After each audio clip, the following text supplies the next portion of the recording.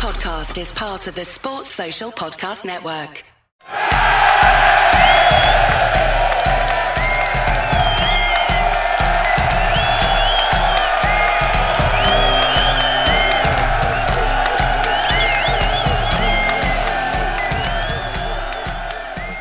Yo, yo, yo, and welcome back to the Banter Boys podcast. My name is Sanji, with me is Vav. How you doing, boy? Very well, thank you. Another week in the books. How you doing? Yeah, not too bad. I guess Champions League is going on. We just dropped a point to Carabag, if you want to be proper about it. Could be better, obviously, from a footballing sense. But yeah, another game week in the books. Now we're slowly approaching our final international break before the slog of football, when the actual fun begins. I'm sure everyone is looking forward to it. Do you have anything planned, by the way, for your international break? Sleeping. As after just moving house, it'll be sleeping and moving boxes around, and yeah, nothing too fun. But also, I'm very much excited to be able to just continue to have a weekend to take boxes apart. Yeah. So, is your move like finally done with, like, in terms of moving stuff across? Yeah, everything. Yeah, everything is in the house. It might not necessarily be in its final resting place, but it's in the house, and at this point, it's just a matter of adding stuff here and there. What about you? Well, I was gonna say the international break came at the perfect time for you then. It really, because you don't want to like have moved house and then go into like that marathon of game weeks or whatever, like that, right? You want everything settled, not have to stress about anything, and then you could finally be like a bit of a couch potato without, other things, waiting in the balance. For me, I obviously have booked another flight to go back to Barcelona. I had so much fun the first time around. I thought, why not do it again? I don't think I'm gonna go as heavy as I did the first time around. But yeah, but the exciting thing is that one of the main reasons I went was because I've got a best mate of mine that is a chef, and he's starting his first restaurant. So it's gonna be completely different to what I had seen last time. Like, they would have done like all the carpentry work, the painting. Amazing. And like the vision kind of becomes a bit more realistic. Yeah. So it's very exciting from that perspective. And I suspect I'll probably go back a couple more times before the year is up, just to actually be there for opening week or night or whatever it is. Yeah, I mean, once it's up and running, definitely Banter community, if you're ever in Barcelona, you need to go check it out. The restaurant's name is called Dogla. And we can get into that on a totally different conversation or pod about what it means, etc., etc. I think we've got a lot to discuss tonight, a lot to unpack tonight as well. So listeners, welcome back to the Banter Boys podcast. We are a default Fantrax pod. You've caught us on our free regular episode, and the reason I say free is because we have extra content that you can find on our Patreon for the low price of $1.99 per month. You'd be supporting us, helping us keep the lights on, maintaining the fun activities that we have going on in the Discord community. And if you want to be part of the Discord community, it's absolutely free to join. All you have to do is just DM me for a link, and I'll sort you right out. But in terms of tonight's episode, and I guess just to kind of timestamp it or remind listeners of the timestamp, we're recording Wednesday evening after the Chelsea kickoff. So I think Man City and Newcastle are about to kick off their respective Champions League fixtures. I mean, we only really care about the English teams on this pod. In terms of the format for tonight's episode, we have two halves. In the first half, we're going to switch things up slightly just to kind of see how the flow goes. We're going to start with our data dump and then do our match-by-match recap from Game Week 10. Then we take our halftime pint. And after the break, we will catch up in our leagues, see how we're doing, any dilemmas that we have. We're going to discuss those and then round things off with questions that we get from our Discord community. But as always, I'm going to get Ross to do the social plug. So Ross, please do your thing right here. Yeah, for sure. So you can message us on Twitter and Instagram. Our handles at BantaB. On Discord in the Draft PL channel, Banter Boys, #6585. On Reddit, /Banta_boys. You can listen to us on Spotify, Apple Podcasts, Google Podcasts, SoundCloud, and YouTube, all under the name of Banta Boys. Okay, so hopefully you've listened to Ross. If you're listening to us on Spotify, if you've not already rated the pod, please do so. 5 stars, we truly appreciate it. Hit the bell button as well, so you're notified anytime a pod drops. Same thing on YouTube as well. Thumbs up if you're already subscribed to the channel, and if you're not subscribed, what are you doing? Right? Just, you want to know when these videos come out. But yeah, as always, we truly appreciate all the support that we get. But I think without further ado, let's get things started with our data dump.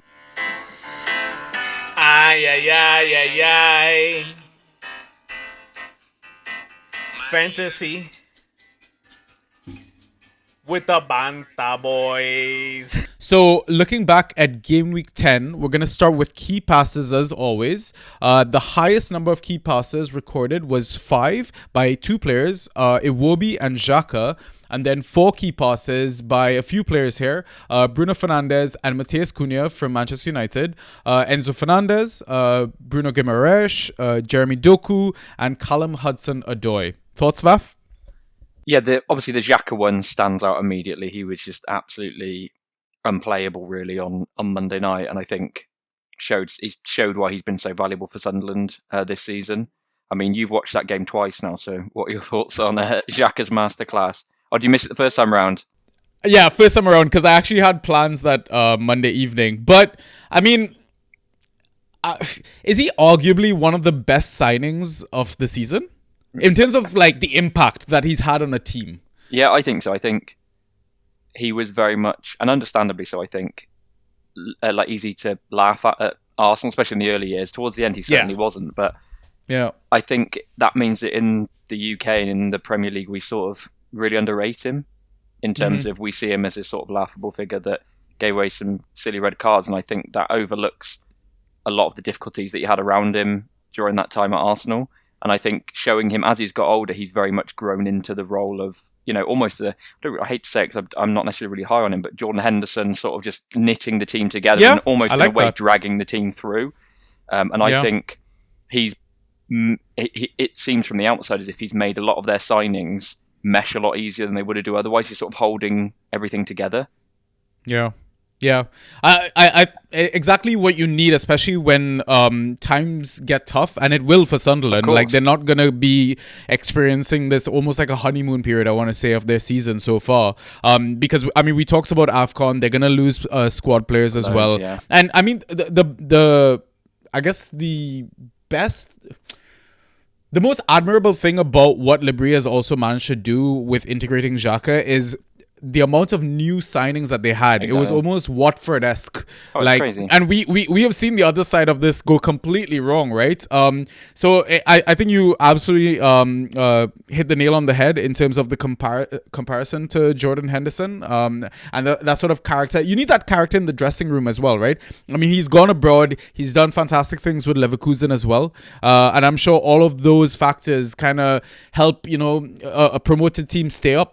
And that is the ultimate goal for them. So yeah, definitely. So we'll come back to Sunderland later, but I just wanted to shout that out. The Iwobi one I thought was interesting because this season he's sort of been, I think, disappointing a lot of Fantrax managers who probably used round 3, round 4 draft pick on him. And I know that you've been a favourite of Iwobi in the past, but I think this season he's been, largely scoring quite poorly. So I think 5 key passes is massive. Fulham did look quite dominant in that game. And it is a dejected Wolves side that is now without a manager. But I still think 5 key passes is not to be sniffed at. I think, look at the Man United, Bruno and Cunha is interesting, but I think part of that was game state, where they went down and then were very much chasing the game and, going hammer and tong.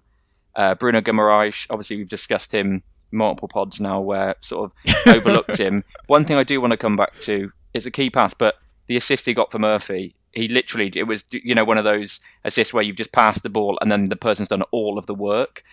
So, I mean, points are points, right? But I'm mindful that is that replicable week in, week out?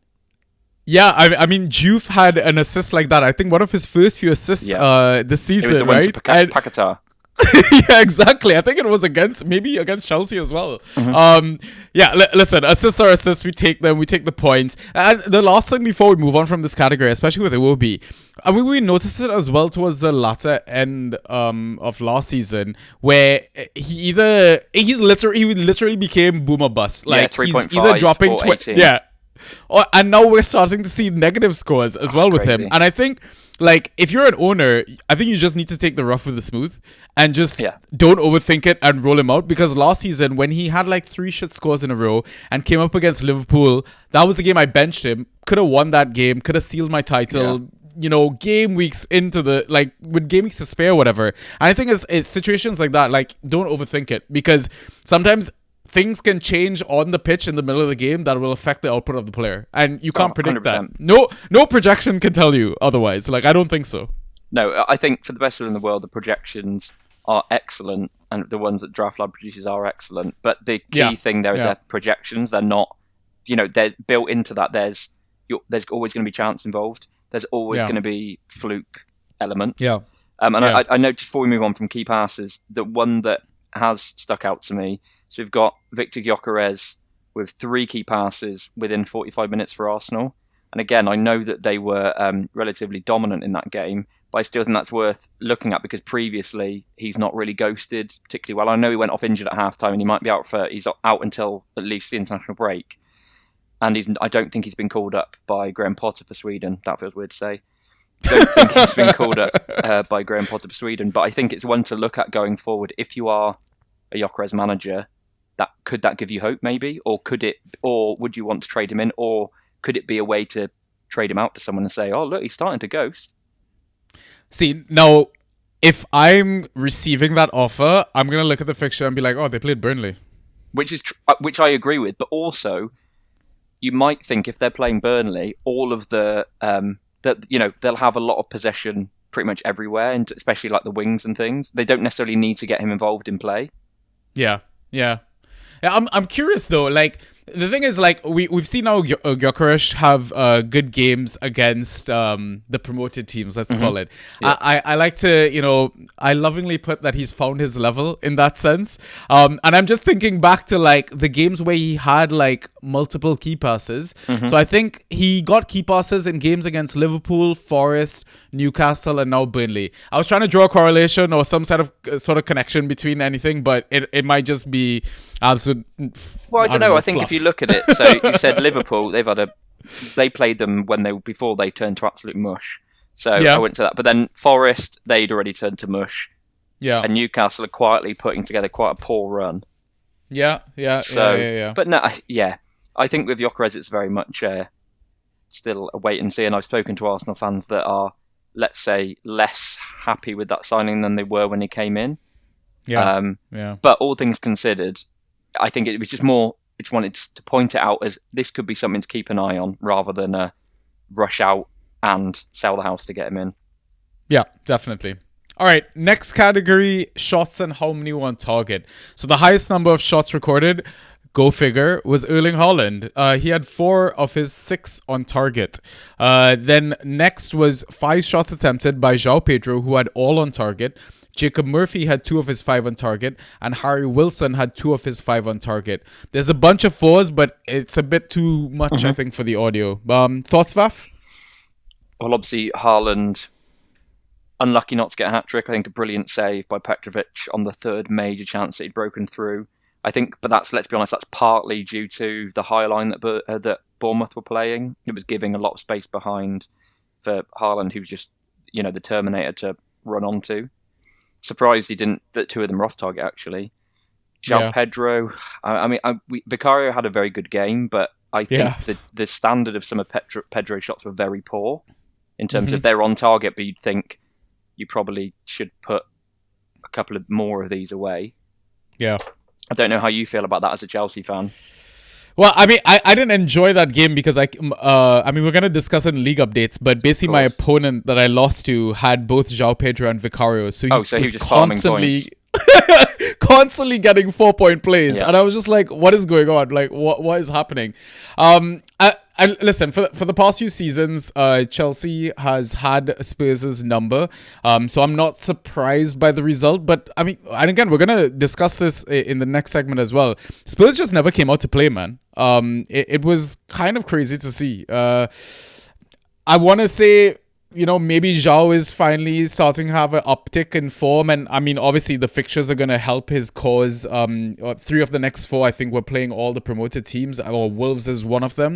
And I mean, essentially they're basically doomed for relegation at this point. But yeah, with João Pedro, I don't know. It's bizarre to see these numbers and then think back to maybe over the last 4 or 5 games, he's had, 1 shot on target? Yeah, exactly. I think very few. I think, and I'm just looking at the numbers from tonight's game against Karabag. 1 key pass, no shots, not even on target, not a single shot, and he played 71 minutes. So that's not good enough against Karabag. Exactly, that's not big enough, and that's with Tyreek George playing. That's with his. He's not a number 9. He's playing in a 10. I know George and Delap have a slightly different, outlook to playing that and a role in playing a number 9, but if I'm a Pedro and I'm not looking, oh my God, look, he's finally back 5 shots on target against Spurs. And I think I'm a big fan of Pedro, but he showed at Brighton that he could be streaky, boom or bust player sometimes, where he'd get a hat trick and then the next week get 4 points. And it'd be frustrating because you're like, I know you've got it in you. Yeah. So I think with that one, I just wanted to hear your thoughts on that as someone that watches him more frequently than I do.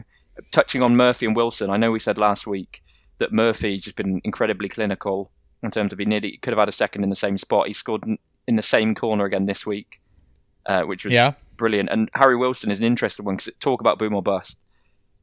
But he looked brilliant this week. Yeah, I think it's the same thing with Harry as Iwobi. Like, I think if you own him, you play him. Because he has big scores in his locker. And he's a very tidy mid-3 as well. I think I wouldn't go past that. I wouldn't go above that. I mean, a point on Jacob Murphy, he's been rested for tonight's Champions League game as well. And we've seen Jacob Murphy, once he gets into this, and I love using the term purple patch. Yeah. Listen, you want to be on that train. You want to be rostering him. And if you can potentially trade him in while he's on form, I would highly recommend it.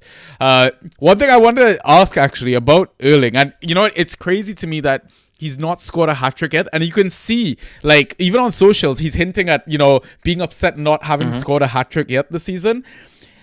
A manager that owns him in a league, do you think it's criminal that they don't win their league? I would say yes, but it depends what they traded out or in to get him. If they drafted him... if you drafted with him... Yeah. I think an average manager with Erling Haaland an average Van Tracht manager would win their league.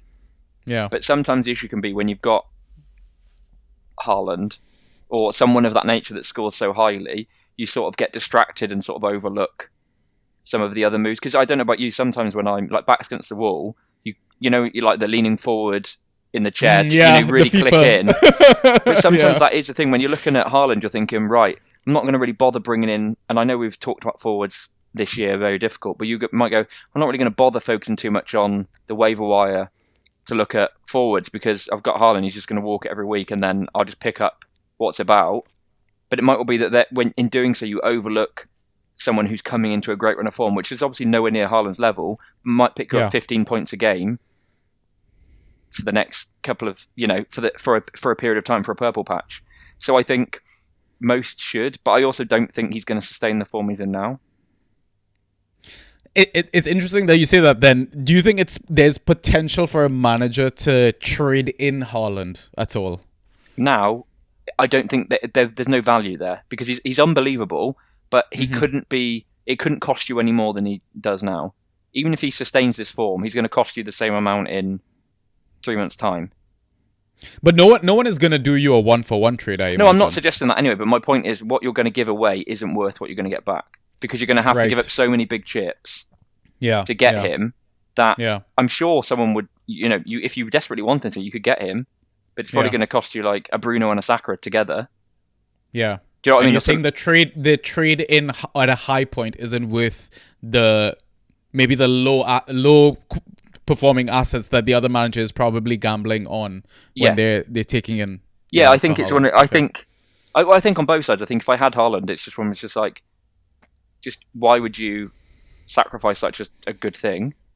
Yeah. And on the other side, you'd be giving up. You'd be probably decimating your team for Haaland. And as brilliant as he is, people do get freak injuries, right? Yeah. If that happens, your season's done. And I know the same would apply to the other side, but the other side, they haven't given up the whole, their top 2 players. Yeah. To get him, if that makes any sense. But I do think that that makes sense. He's obviously in unbelievable form, but I think that I can't see exactly the same pattern across the entire season. Yeah, that's fair. If it does, but I mean, he's a freak of nature. He is a freak of nature. But we saw it last season. He had a knock, was out for multiple times. Like almost in a way, his body's too strong, almost for himself in some ways. Like as in, there was this talk. I might have referenced this in the past, but Sam Allardyce years ago was talking about Andy Carroll and was saying that he's too strong for his own body, that when he goes up to jump, the pressure on his knees is so much when he lands that he's like degrading his body each time, sort of the wear and tear. And I'm not suggesting that the same is true of Erling Haaland, and we know that he looks after himself, but like these niggles and these knocks do happen. And the rate he's on at the moment, 11 goals in 13? It's 13 in 13 in 10 games. So we'd be so we'd be looking at near enough 45 goals. Sustainable in the Premier League. I'm not. If anyone can do it, it's him. But we know that as the games start to really rack up, as we get to the Champions League starts to hot up a bit, we get over those Christmas periods. Yeah, it might well be that they're 2-0 up. He scored 2 goals, and Pep says, "Right, let's protect you for the next, because we need you for the next game," which is what happened on the weekend, right? Yeah. And I know Haaland was frustrated, but I think deep down he knew why Pep had to do that. Yeah. Yeah. Obviously, the Fantrax manager, you're fuming because you're just thinking, all right, leave him out there for 90 minutes, please. That's how I felt, at least. Yeah. All right, next category is accurate crosses. Highest number was 2. A few players here. Amad Diallo, Granit Xhaka, however, the Wolves fullback or wingback. Thank you. Played 45 minutes, and then Totti, another Wolves defender, centre back, also played 45 minutes. Thoughts, Vaf? I think you're looking at 2. It's not really anything to. It's nothing that would be lighting up my switchboard anyway. Yeah, agreed. Okay. Then the other categories, just the outliers for those. Tackles 1, highest number was 5 by Rice and Vifa. Dispossessions 4 by Sanderberg and Jacob Murphy. Interceptions a high of 6 by Murillo. Clearances a high of 17 by Tuanzebe. Successful dribbles a high of 5 by Salah, Kevin, Doku, and Okafor. Aerials 1 a high of 10 by Delict. And then block shots a high of 3 by Luke Shaw, Michael Keane, Pau Torres, and Milenkovic. Thoughts, Vaf? Yeah, interested to see in the interceptions and the block shots we've got Murillo and Milenkovic in there. So, is that the Deitch defensive return that we were sort of praying for? Starting to show some roots potentially. And I think Matt Zweifer tackles 1. I think he's very much the last. That's 3. I know he got an assist this week, but 3 game weeks in a row where he's been putting up double digits. I think that's definitely most leagues he will be taken at this point. But I still think he's worth, even if you're trading him in, I think he'd be trade in target even after that, because I think he got that consistency. Is there any of those that sort of stand out to you? 17 clearances is ridiculous. Yeah, it's absolutely insane. But then if you look at his score, that's pretty much all he did. Yeah, he got 9.25, which is an admirable score with 2 goals conceded, but he did nothing other than just leathering the ball away. Yeah. Other than that, I would say everything is fairly standard. There's names in here that I want to touch on that I think we're going to touch on in the next segment, cool. the match recap stuff. So I think let's just save the discussion for then. Great. Cool. All right. So we move on to our next segment, which is match recap.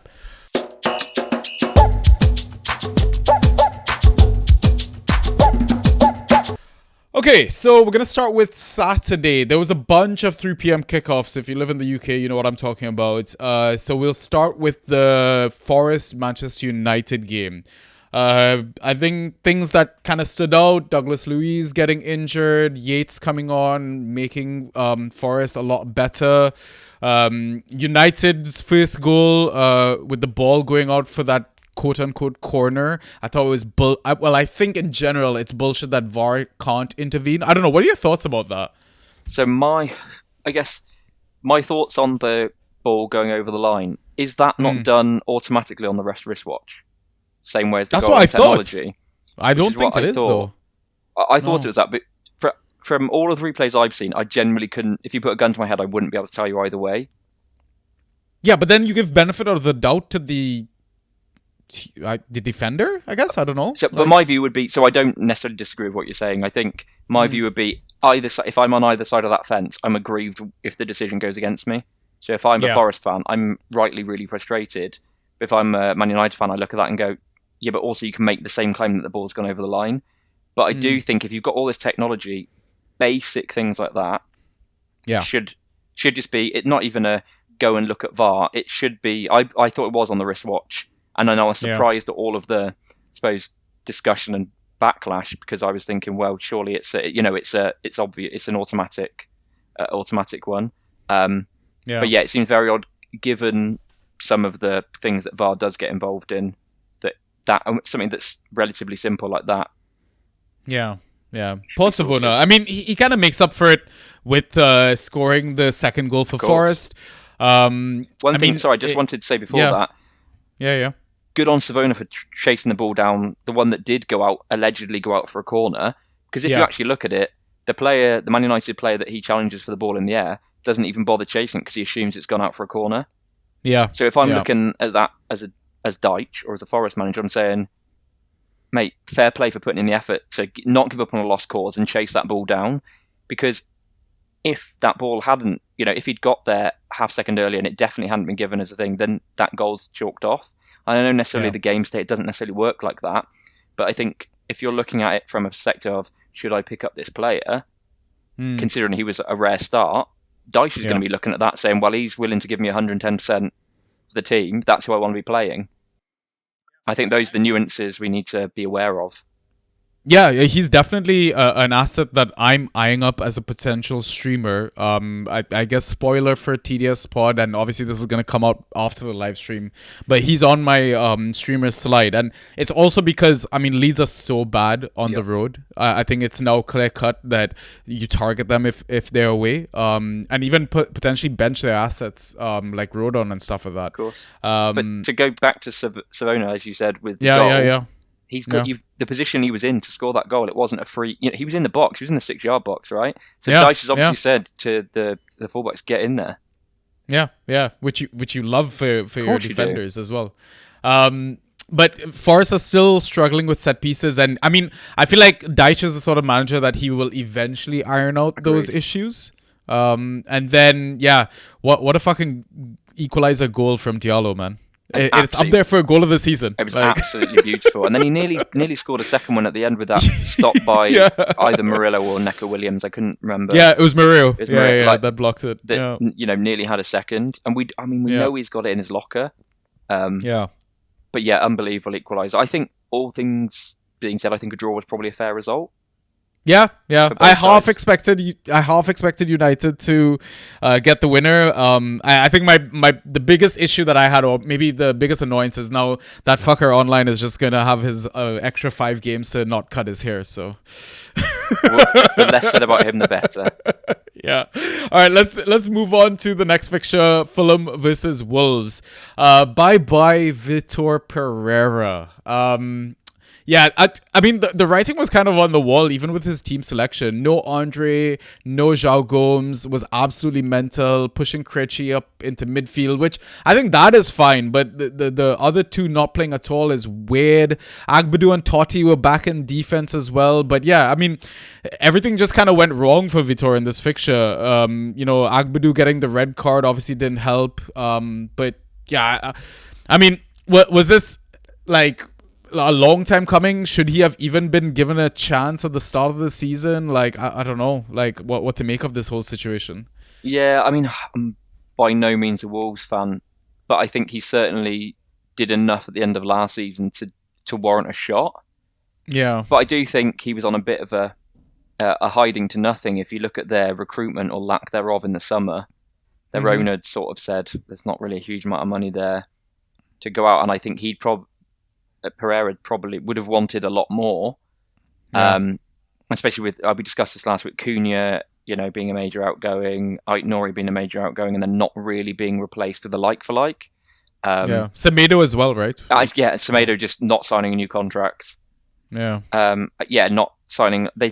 Some potential signings and potentially exciting signings going forward, but not in the same league as those that had left. So I do feel for him in that way. But I think, like you said, with the midfield of no Andre and no Gomes, is there potential there's been a falling out behind the scenes? I know Jose Sar's not been playing, and the rumour that's due to some sort of falling out behind the scenes. Very much interested to see what comes next for Wolves. I think, we're going to come on to it in a second in terms of what to do with our assets. We've got a question about it in the second well, I guess half of the pod let's as well, save it for the second half of the pod. But I do think that is very much one. The way I look at it, to put a positive spin on it before we come to that question at the end, is there's an opportunity there. It could go either way, but that's what, in terms of fan tracks, that's what you want to be looking for, is these opportunities to exploit, essentially. Yeah. I mean, as Fantrax managers and as a Fantrax community, it's almost that we lick our lips when we see a sacking. Well, because it's sort of blood in the water in the stock market. You're thinking there could be money to be made here. Yeah, it might well be that I lose a shitload of money. However, but with Wolves, it's not going to be a huge amount of money because there was no stocks in them really. Yeah. I think they're probably their highest drafted asset was probably John Arias, who probably went round 8 max. Yeah. So I think realistically, it's all upside from here. Yeah. Oh, sorry, tell a lie. Strand Larson probably round 6. Yeah. We'll definitely touch on that a bit later in the pod. But I mean, from a Fulham perspective, still no Anthony Robinson. The wait goes on. And I guess point to note is Muniz was back. I think he came on as a second half sub or something like that. So I don't know what anything else from this fixture. Yeah, so I'll happily talk about Fulham. So I think obviously Muniz came on, but Raul looked really good, got an assist. I think he looked, linked up the play really well. We've talked about Wilson sort of being on one, I think he came up from injury. The great Robinson finish as well for his goal. Unbelievable finish, really, really lovely goal. That's the classic, everyone talks about, someone having a beautiful left foot. Yeah. And that was a prime example of it, a wand of a left foot. Yeah. I would say with the Robinson, that would be a massive concern because Sessegnon's been their best player and was, again, absolutely brilliant. I think robbed of an assist with the own goal so that would have been a goal and an assist. I don't know if you've seen it, but where Smith Rowe maybe breathes on the ball and got the assist for the own goal. Sessegnon looked an absolute monster down that left-hand side, was getting really high up. The goal that he scored again, it was a lovely goal, but it wasn't as if it was fired from 40 yards out. Yeah. So I think if I'm a Robinson owner, I'm very concerned at this point. Because there's not because he's not good. There's no need to rush him back. If they were still playing a centre back at left back, there would be a concern. But there's not a need to rush him back. He'll want to make sure he's fit for the World Cup in the US. So I would be very concerned there. Muniz is one to keep an eye on. I think if you're desperate for a forward, there are worse punts. But I got a feeling we're going to have the same situation at striker for Fulham this season as we did last season, where you get a run of 3 or 4 games of Muniz, a run of 3 or 4 games of Raul, and it's sort of, I guess, either needing to be on the right boat at the right time, or the thing is, one of them will get 12 points across 3 games, like 3.5, 4.5, and the next one will come in and score 2 goals in that game, and then and then you'll pick him up, and the same pattern will happen. So I think that will be frustrating. Are we going to talk about Kevin? We have to. I didn't want to be the one to bring him up. I didn't want to do my victory lap. I mean, when you started we definitely have to talk about Fulham, I was like, okay, we're definitely going to talk about Kevin. I mean, all the hype, obviously he starts. Discord was very excited about it as well. If you're not part of Discord, what the hell are you doing with your life? But an underwhelming score, to say the least. especially given the scoreline that Fulham had. Exactly, and the amount of the ball they had and the amount, just how good they were. I will say, from what I've seen, he did look good, and he is exciting. He's trying things, but I think even with Silva said after the game, he showed that he's not. There's maturing to do, and there's things that he needs to be more decisive and be making better decisions sometimes. And I do think, and that sort of comes back to what a lot of us were saying last week, which is there's clearly talent there, but you also need to pay attention to what the manager's saying and to what the rest of the team are sort of doing. If the rest of the team are tearing it up and he's there he might be collecting points, but he's not being effective, then don't expect him to be turning up on the left wing every week. I think we saw, I was going to say we saw Chukwueze come on, nearly scored at the end of the game. I know he's going off to AFCON soon, and I know he's playing sort of like on the right-hand side, but then you've got the form that Wilson's in. Does Silva go, you know what, Kevin, I'm going to play you, one in, one out, sort of ease you in and see what happens, because I've got a load of players here that are coming in and performing. Yeah. I mean, now I'm curious, what will managers do if they see the team sheet and he's on the bench? Are people just going to drop or hold patient? You've got a whole international break to overthink it as well. I think I know. Well, I think we both know what they're going to do. Whether that's what they should do is a different matter.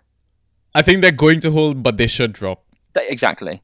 And I'm not saying immediately drop him, because there might be more, in terms of if he's not starting, because there might be more people on your team that are more droppable.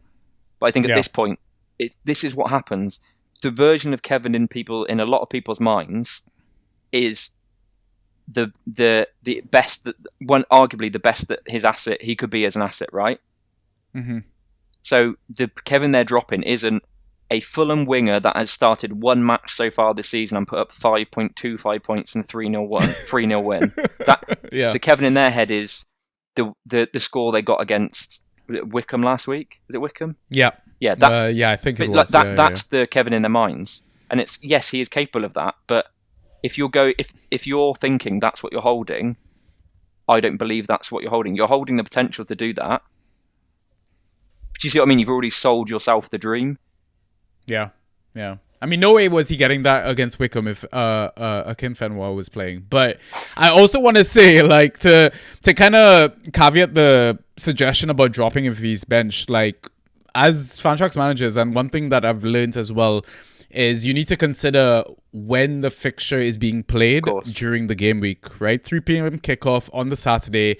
You've still got 1, 2, 3, 4 time slots after to worry about in terms of starting players, etc. Right? So, yeah, it's just planning ahead sort of thing. And you don't want to get caught up where you're stuck with this player on your bench and then you end up playing 10 players, right? And 100%. You lose your game week because of some stubbornness or whatever. We've all done it, because I guess what people see, or a lot of people emotionally, when you're looking at it, you think, damn it, he's been benched, and this isn't just about Kevin, this can be any. Go, he's been benched. If I drop him, he's going to come on in the 60th minute, score 2 goals, go for, like a load of fab on next week, and then I've lost out on him, and then he's going to be great. Yeah. Obviously, there's a chance that's going to happen. What's more likely going to happen, he's going to come on in the 75th minute, probably take a corner and get like 2.5 points. Respectable in the time that he's on the pitch. Yeah. But people aren't going to be lining up out the door to throw a load of fab at him. And even if they were, one thing I would say, unless you've got no fab at all, or your waiver wire priority is really low, if you really hated the fact you dropped him, but you need to bank some points this weekend, you can always be that person that does that on Tuesday. Because at the end of the day, if you end the season with fab, but you lose the title by 3 points or 6 points, the fab means nothing, right? You don't get it you don't get it added on to your total. Yeah. So sometimes you have to bite the bullet and drop them, and then aim to pick them back up again. Yeah. So I think Kevin would be a key example of that. I don't hate holding him over the international break per se, or picking him up afterwards, because he is one of those players where I'd want to, if possible, have him for when lineups come out, because there is potential there. Yeah. But I wouldn't be going into a game week saying, right, he's definitely staying on my team no matter whether he starts or not. Yeah, and you'd think, like, if he doesn't go on international duty, he gets to spend 2 weeks with Marcus Silva, gets to develop a bit more, mature a bit more, learn the system, all that sort of stuff, right? So, exactly. Yeah. Okay, other than that, I think, that should be it for that fixture. Next one was Crystal Palace versus Brentford. Shout out to Ajer, who's popped up as a defensive option. I don't think he's going to be a nailed option rest of the season, but definitely one that should be on your radar. I was just thinking again about, AFCON replacements for Dango. You was starting to see minutes to Carvalho. Reece Nelson is probably the one that I'll be eyeing up in a few weeks. But I think the biggest talking point from a Fantrax perspective is Jeremy Pino. I'll let you take this one. I mean, listen, I don't care as much because I had him in both community leagues. In one league, I managed to package him with Salah, and I'm sure we're going to touch upon how Salah's performing since I traded him out. But he was part of a trade that got me the player that I wanted, which was Jack Grealish, right? So yeah, that's fine. The other league that I own him in, I don't need to be starting him. He's a bench option for me, and not even. He's like my mid-7, mid-8. I literally got him, stashed him, because I think he has the potential to become a good asset. And I am just set up that I can patiently, observe his development in the Premier League. So I don't care as much. And what about Bashband? Oh, I definitely roster him there. There you go. And he can't be midfield 8. You can only have 4.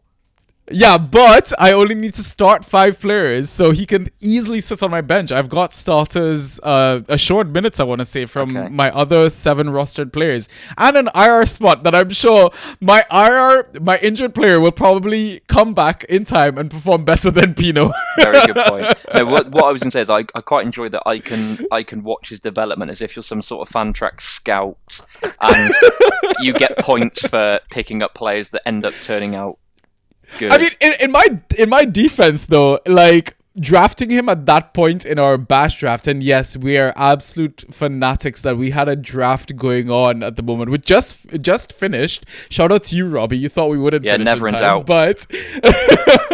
But basically, I picked him up off the back of that performance in the cup, wasn't it? Where he, well, it was the cup. Yeah, it was this. We recorded this time last week, and you were sold a dream.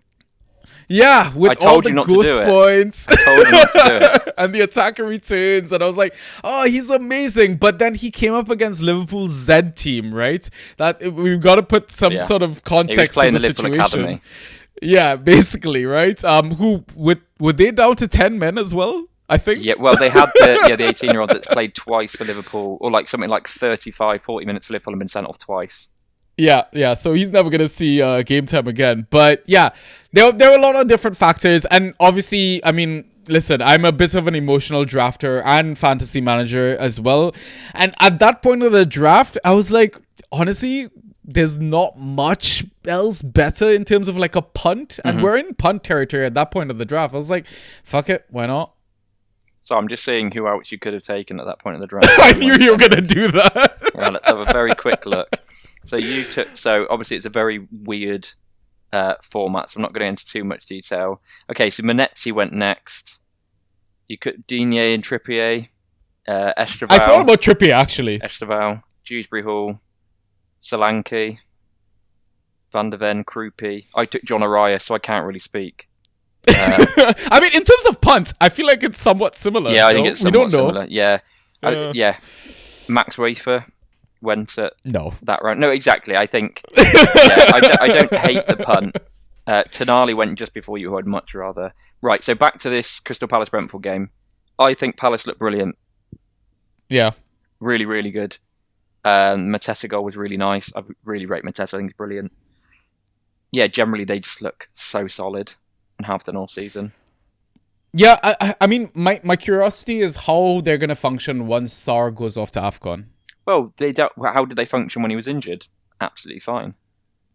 Yeah, but I mean, in terms of like what's going to happen to that front three, like sort of thing, right? Yeah, I guess that's where Pino comes in, and the hope would be that he does it because obviously Nketiah's going to be out for a couple of weeks at least. I think with a hamstring. So I guess you'd be looking at Mateta, Kamada, and maybe Pino as that, 3.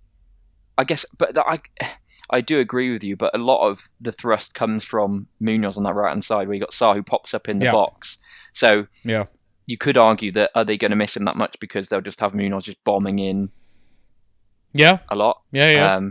Yeah. But I think, to come on to AFCON, and I guess we can now start to speak about Brentford in that with Danga replacement. Reece again looked good when he came on. Had a really nice shot on target that I say wasn't an unbelievable shot on target, but it bodes well. And I think from a fan track perspective, he had a lovely run at Fulham where he gets shots away, which is what you want for putting points on the board. Obviously, you want him to see him scoring and assisting a lot. But if he's getting 3 shots on target, I'm like, well, I'll take that 6-point floor. Yeah, and from a selfish perspective, having another forward option in our waiver pool is amazing for us. Exactly. Yeah, exactly. So, okay, cool. Next game, Burnley versus Arsenal. I was just shocked to see Arsenal get a goal from open play. And lo and behold, it was from their defensive midfielder. Okay, arguably a number 8 or whatever. Gyok gets injured in this fixture, which means Marino is probably going to benefit, and he showed a bit of that in the Champions League last night, getting a brace. They nearly lost their clean sheet. Burnley hit the post at the end of the game. Yeah, very good Shame strike. about that. But again, biggest talking point for me is Eze coming out of this game with 1 Fat Tracks point, which included the clean sheet. Look how they massacred my boy. I mean, we expected the drop-off, right? You're not the talisman for a team anymore, but good God. Yeah, we expected a drop-off, but not this much. To quote Gogglebox. This is like Mariana's Trench levels. We all love the bad boy, but not a fucking terrorist, Chris. That's, that which seems apt considering we're talking about Arteta here. Oh. No, but that is the thing. Like, we very much... I'm a massive fan of Eze as a footballer. I think he's brilliant. And I love watching him play football. Yeah. But I also completely understand why he went to Arsenal, and I understand that he's performing a different function. But as a Fantrax manager, you're like, you've just taken the joy away because he's now just playing the little part. He's not involved in he's not being given the freedom to do anything really risky or dangerous. Yeah, and the way Arsenal are playing their football as well, they're very much happy to, dominate from set pieces, defend more than attack, control the state of the game. It's horrible news for us Fantrax managers. And now I'm like, do we just suggest to people trade on the name value before it gets worse, before other managers see more evidence of what he's going to be like for the rest of the season? 100%. I think I don't really have any qualms or problem with Arsenal playing the football that they do because it's clearly effective. And same. I wouldn't be buzzing about watching it as a fan, but if it's getting the results they've been brilliant, then fair play. They've had enough, they've had a difficult 15-20 years, let's be honest here. So I get that. But looking at it from a Fantrax perspective, a couple of weeks ago even, I would have been like, I'm going to try and bring in Eze, especially with Odegaard out. I think he's going to, he might have, some upside, might take some sets. We can see now that's very unlikely to happen. And like I said, if there's someone that's willing, that is still maybe, holding a candle for Eze and is willing to give you, then you're not going to get a 1-for-1 value of draft day value, but is going to give you a mid-1, then I would take it. Or even a package of a couple. I don't know who... I guess when you're thinking about who to trade him for, you'd need to find a manager who still sees the upside. Yeah. Okay, so let me give you a few names. Eze or Damsgaard? Damsgaard. But I do think that's probably not far off level. I like Damsgaard. And I think at the set piece, I think Brentford will get points from set pieces. Yeah. But he also has the ability to score 4.25, quite easily. Who's that, Dams? Damsgaard, yeah, sorry. Yeah. Let's see. Eze or Paquetá? Ooh. I think you'd have to go Eze on name value, even though Paqueta's probably a better asset right now. Yeah. But I do think that's where you're looking. Realistically, you're looking... If you're a Paqueta manager... Yeah. And you think, I fancy having a go on Eze. I don't think that's a bad trade to make. I don't think you'd feel horrendous about making that trade because you've got a round 1 asset. Yeah. But I think the other manager wouldn't accept it because of the name value, right? Which I understand. But I'm saying if you're an Eze manager, my advice would be to seriously think about that. Look at the makeup of your team. If you are in a situation whereby you've got other high-performing mids, right? Yeah. Maybe you drafted... as Obersley slightly later in the draft, and you can go, oh, actually, I can hold Eze in the hope that he, turns it around. But if you've got Eze and the rest of your midfield is really struggling for points, it might be worthwhile that you, for example, you could probably do Paqueta and a sweetener, and it might be that shores up your midfield a bit. I think it all depends on team makeup. Here's one for you: Eze or Gordon. I was literally going to ask you that. I know what my feeling would be on that one.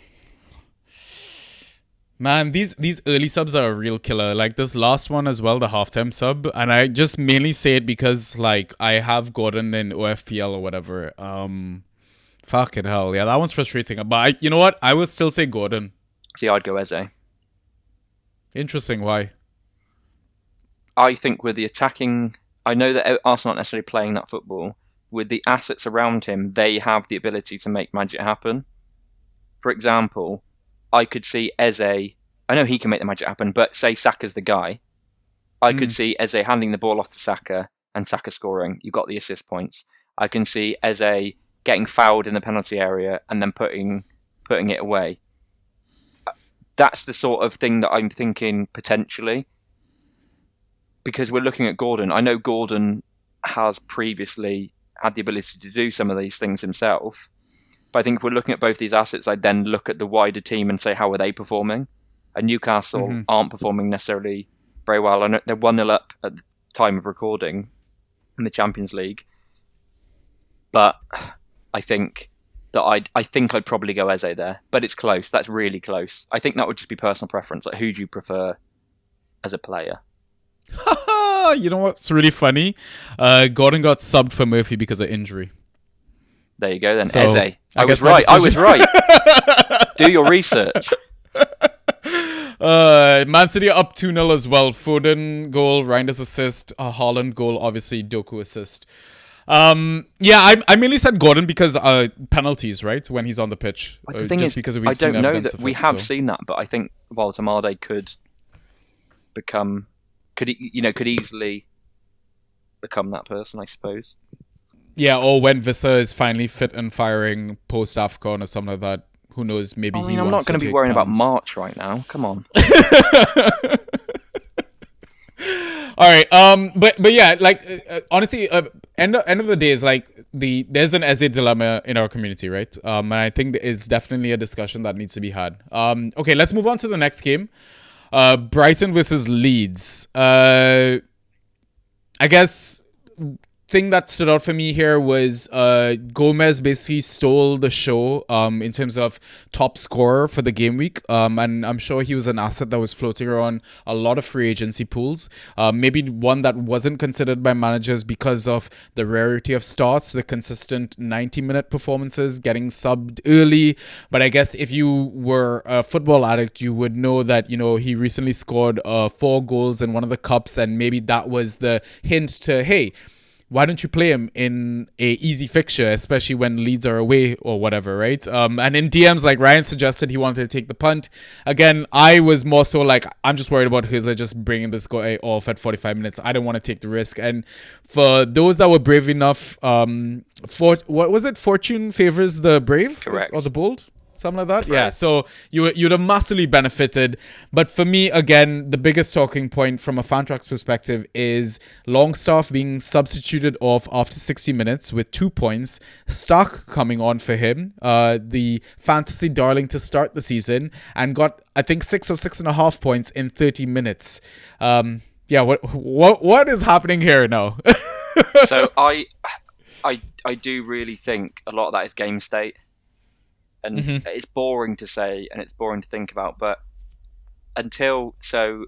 Longstaff went off in the 60th minute. Yeah. Leeds were only 1-0 down. So they were still, I guess, in that sort of defensive-ish shape and looking to break. Yep. 64, so Gomez's goals. So the second 2-0, 64th minute, 3-0, 70 minutes. At that point, just get up, just run at them, take pot shots, do whatever. Because at that point, the game's gone. So let's just try and bring something back. And I do think that does tie into it somewhat. I know there's been some discussion around Stark had the broken finger and apparently he'd broken a rib. And he's been very open himself in the last week or so with some interviews saying that, or recognising that he'd not been at his best with those injuries and just wasn't able to give it his all. But the team needed him to be on the bench or sort of be in and around the squad. And he feels like he's coming back through that now. But I'm still hotter on Longstaff than Stack by a long way. Because I do think the 6.5, yeah, that's interesting. But I think at that point the game was, feel bad, the game's gone. That's not the term I meant. But in terms of Leeds knew the writing was on the wall and it was happening. They had to change tactic and just throw everything at it. Yeah. Which we know can be good for Fantrax points. Yeah, I mean, if you want a bit more context on who you think might be the nailed option or options, because you've got to throw Ampadu's name in there, Tanaka's name in there, the players that they kind of started the season with Stack, right? And Adam, our Leeds rep, kind of touched on it very nicely in terms of, the roles that both Ampadu and Tanaka might play or should be playing, especially from a fan's perspective, right? I still think there's a world where it's basically one of Ampadu and Tanaka with the combination of both Longstaff and Stark. And I mean, obviously it's interesting to see that Stark took the corners when he came on the pitch, got some free kicks, but he had 0 key passes in his haul as well. We should point that out. So I think, listen, if you're a Longstaff owner, don't panic. If Stark is free in your league, I think he's worth a pickup. Oh yeah, I would 100% think he's worth a pickup. I mean, in my league, I reached out to the Stack manager, who I had traded Stack to previously, and said, "Look, he ironically also has Kevin." And I asked about both of those players, and he said, "I'd be open to trading out Stack, but I'd want someone decent back." And my view is, well, he's droppable at this point, right? Or you pick him up. So I'm not going to go there, and I wouldn't be recommending to people, right, go and give someone a solid mid-4, because it could well be that he comes back, Longstaff keeps hold of sets, Stack picks up 5.5 points a game, and then maybe scores the odd goal from a free kick, which is always interesting, but you're not going to want to be giveaway value to get that. Yeah, I mean, don't sell yourself short. 100%. But just to buy into the hype. Exactly. Whatever, and the thing is, the hype is very interesting because it's a hype within a very particular Discord, because I don't think the wider community they maybe said, right, okay, Stack, we gambled on him early doors, it's tailed off a bit, let's leave him, we'll wait and see. Because it might well be this is a false dawn, he's got 6.5 points in 30 minutes, but then like I said, comes back in, starts the games, but it's just not scoring, and then you think, oh, actually, and scores less. Yeah, exactly. yeah. All right. Next game was Spurs versus Chelsea. Spurs are shit still. Still confirmed. Thank you, Spurs, for being Spurs. Romero, I believe, is fit again. Obviously, if anyone watches the Champions League, they would have seen Van der Ven's maybe Puskas goal. The run from his own box and basically running through the entire... was it Copenhagen that they played? Copenhagen, yeah. Yeah. And then, finishes it. My coworker came to me this morning, like, smiling ear to ear, and pulls out his phone and shows me a video of the end view of Van der Ven making the run and scoring the goal. I was like, fuck me, what a game to go to. And they were 10 men as well, Spurs. But in terms of Spurs, I guess, well, before we get to the talking point from this game, what a miss by Gittins could have sealed the win. I mean, obviously we were still winning at that point. Fofana comes back into the lineup. Listen, this is why I told people Achiampong is just a temporary fix. It's because all our other centre backs were out injured and they were recovering, and I don't think by any means Fofana's nailed. I still think it can be one of Tosin, one of Hato, Reece James. You never know. Could just play the odd game at centre-back as well. You never know, right? But yeah, biggest talking point. He obviously didn't start this fixture. Came on for Bergvall because of an injury sub. But Xavi Simons, not good enough. Yeah, the Xavi Simons dilemma is a difficult one. I know he was amongst the goal involvements last night and looked much better, but again, it's against FC Copenhagen. Against Chelsea, he was rubbish. He was rubbish. I think from a fan perspective and a real life perspective, he does need to bulk up. And I think that's I feel like such like a boomer British, like, you need to get up to speed and put some weight on, get some muscles on. You're coming from the Bundesliga, it's not as easy over here. But then I watch him in the Premier League, and I watch Wirtz in the Premier League, and I go, no, that's what you need to do sometimes. Like, it's not, you can be this techie, brilliant, like, winger, but then you're going to come up against Kyle Walker for Burnley, and a 35-year-old Kyle Walker is going to bully you. Yeah. Like, I know this isn't Burnley, but you see what I mean? That is what's going to happen. Yeah. Like, You're not going to get the same fouls that you got in Europe or Germany Malo or Gusto, wherever. Right? Who, like, has good days and bad days, but he's not known for being, like, an incredible physical specimen that's going to bully players off the ball defensive-wise. He's more known as he'll get forward. I know he's never scored for Chelsea, and that's a meme in itself. But But do you see what I mean? That if he's pocketing you... Yeah, something is really wrong then, because Gusto is like literally our worst defender. Exactly. And I think to come back to the Chelsea defenders a minute, I think the impression I get is Maresca doesn't rate any of them, centre-back wise. He doesn't, there's none of them that he looks at and goes, you are world-class, you are, well, apart from Colwell, and obviously he's injured, but I think like you're saying with Achiapong, Tosin, Fofana, Hato, he looks at them and says, you can do a job in these certain situations. I know Badia Shield's coming back soon as well. But the issue is, I think there will be chopping and changing because Maresca's going to go, well, none of you are set and forget. I think Trevor, he prefers the most and will start him when he's fit. Yeah. But I think through the other ones, I wouldn't go and say, right, sell the farm on Fofana, because I wouldn't be surprised at all to see him on the bench on the weekend. Yeah, I mean, I think he starts just because, again, you use Champions League fixtures as a hint towards weekend lineups. Yeah, right? But generally speaking, like people who... Generally speaking, I agree. People would have spent a lot of money on Achiapong earlier in the season and gone, oh my God, look at this kid, he's going to start every game. And Maresca went, he's not. And he might come in and start and get 17 points, but then the next week he might play 29 minutes. I think what the positive thing that we should take from this Fofana output performance is that whichever Chelsea centre-back is playing, you can potentially grab them and they'll potentially score well. Yeah, because we've seen the outputs from them. Yeah, exactly. I mean, question for you. Do we think Fofana this weekend is going to score more fan tracks points or points on his licence? Sorry? More points than what? Or more points on his driving licence? Wait, I did not hear about this. No, you need to give us the story about this. So Wesley Fofana should be in prison for a start. So Wesley Fofana has got something like, he's had his licence taken off him multiple times and he's got something like 60 points on his licence. Because Jesus Christ. And obviously after 9 you get your points taken off, you get your licence taken off. Yeah. So he was caught driving without a licence at about 90 miles per hour in the congestion lane on the left-hand side. It's in the recovery lane, and there's video evidence of him doing it. So he undertakes all these cars and flies down there with the dust kicking up all over the place. And somehow he avoided prison. He got community service because he is a rich footballer. Yeah. Because it wasn't this is absolute madness, first offence. There's 3-4 years of offences on there. Yeah. So that's where that came from.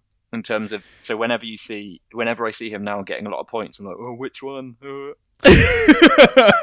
I did not know that at all. Good God. Yeah, I just get the impression that kid just doesn't give a fuck. Like, he just does whatever he wants. Which I agree with, and I think that's what comes back to when we're looking at Maresca, that doesn't seem to tie in with Maresca's sort of approach to life and football. Yeah.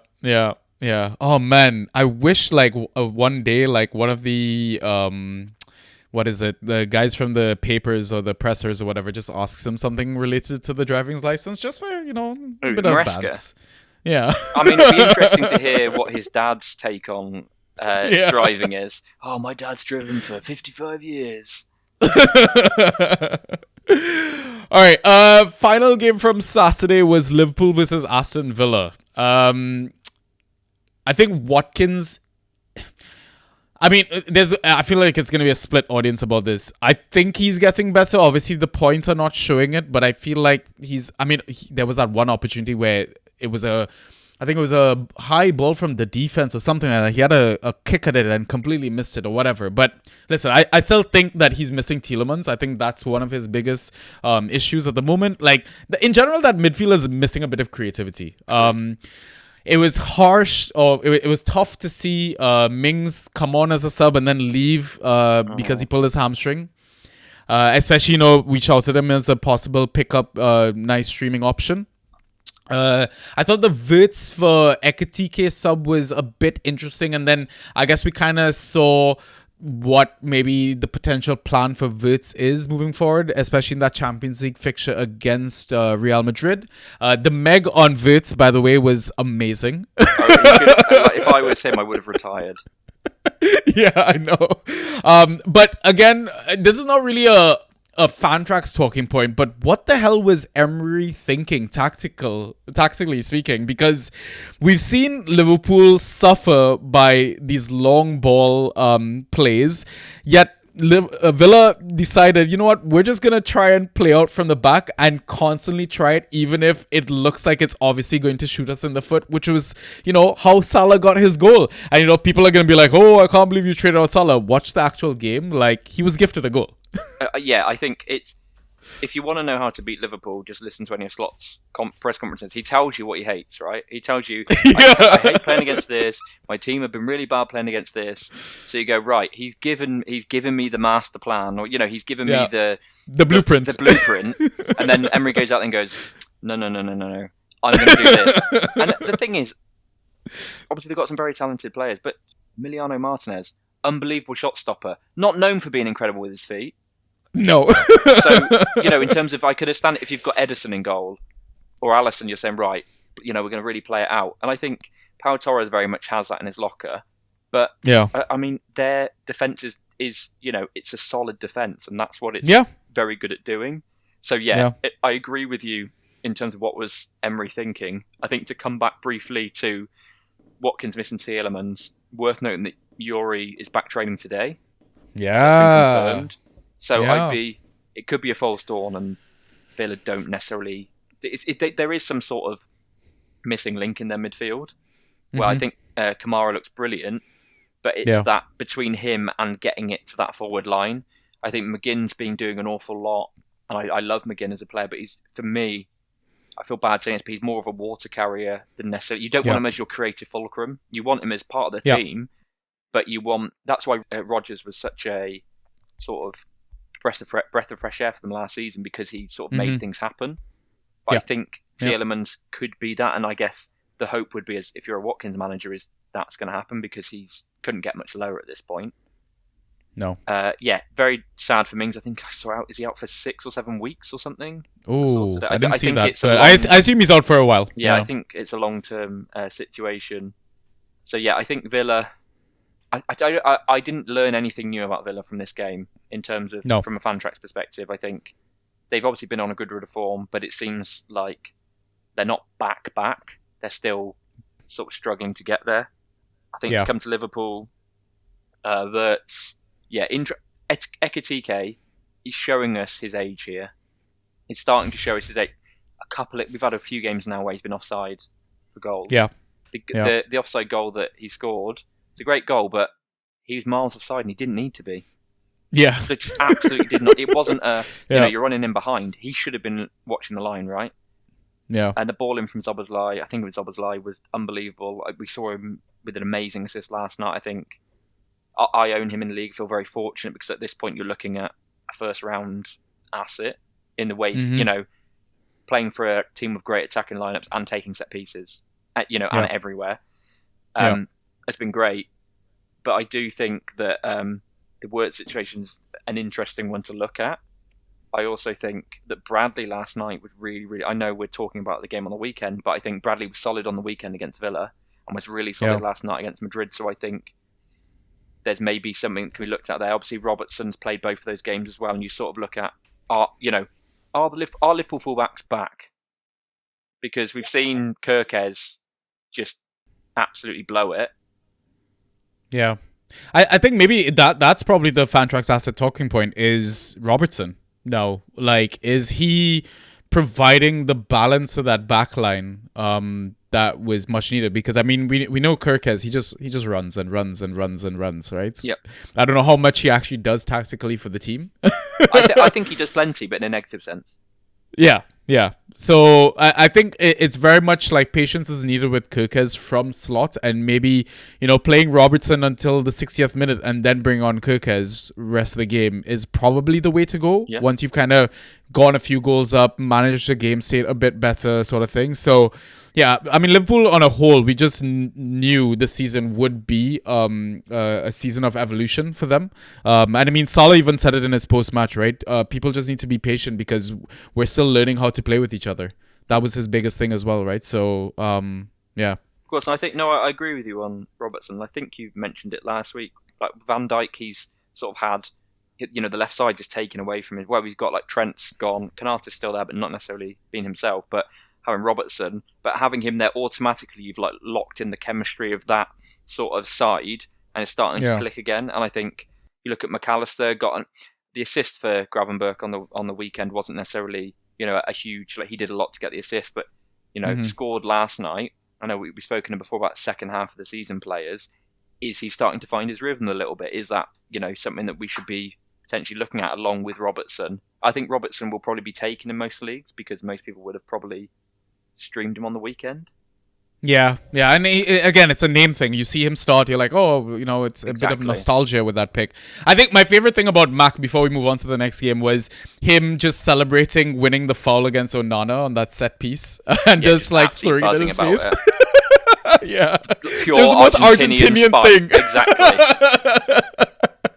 All right, Sunday's games. We start with West Ham versus Newcastle.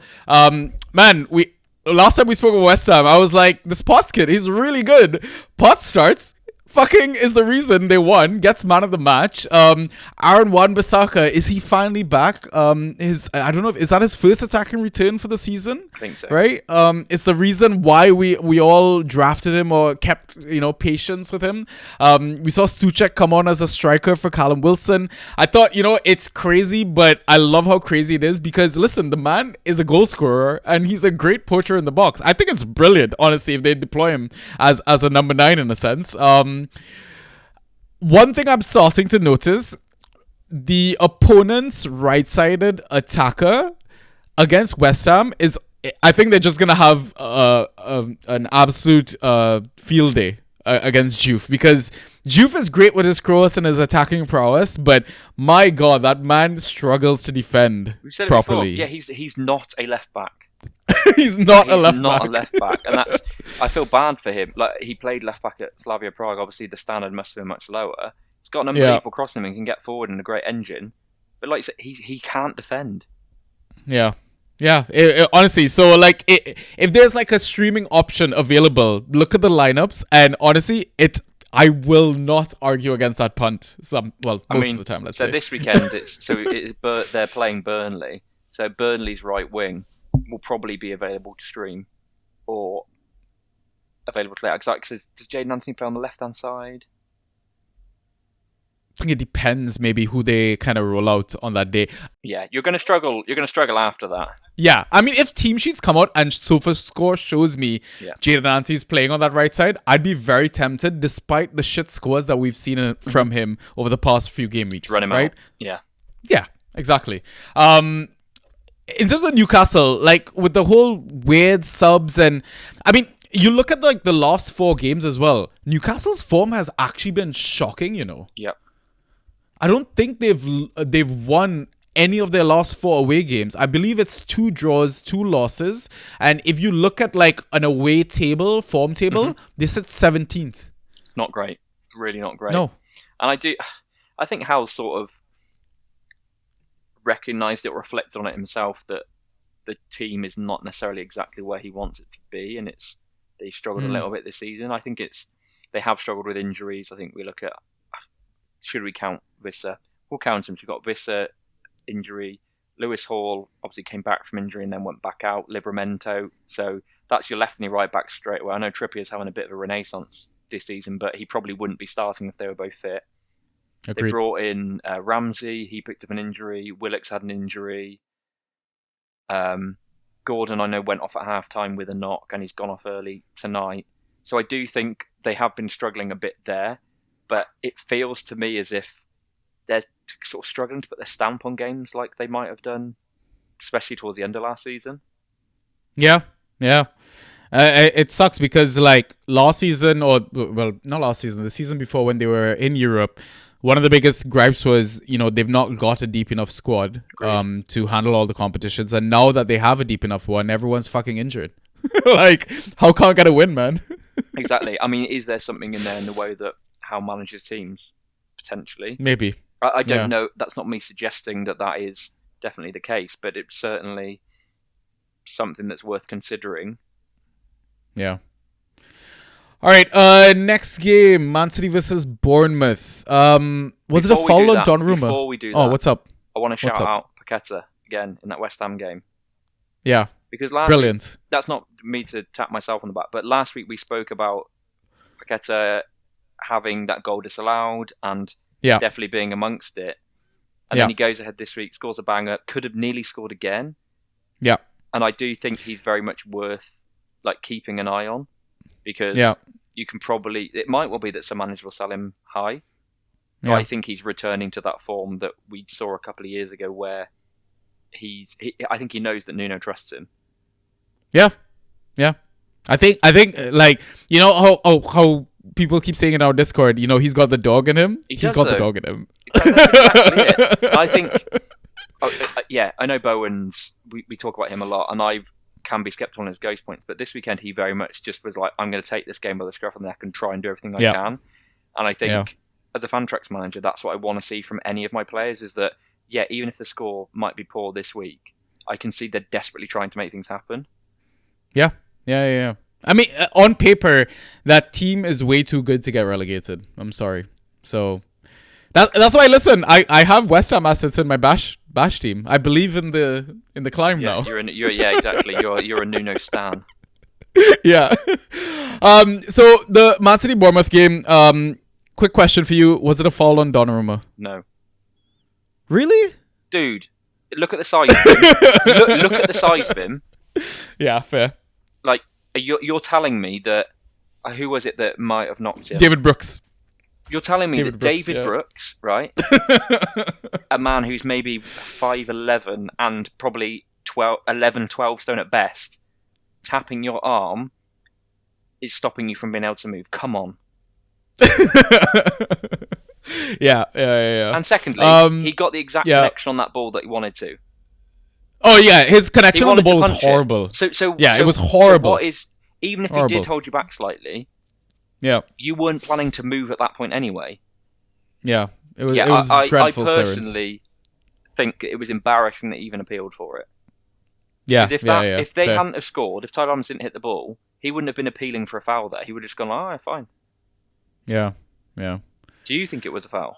I've seen that. Had they given the foul, it would not have surprised me. I agree with that. That's my thing. Yeah. Okay.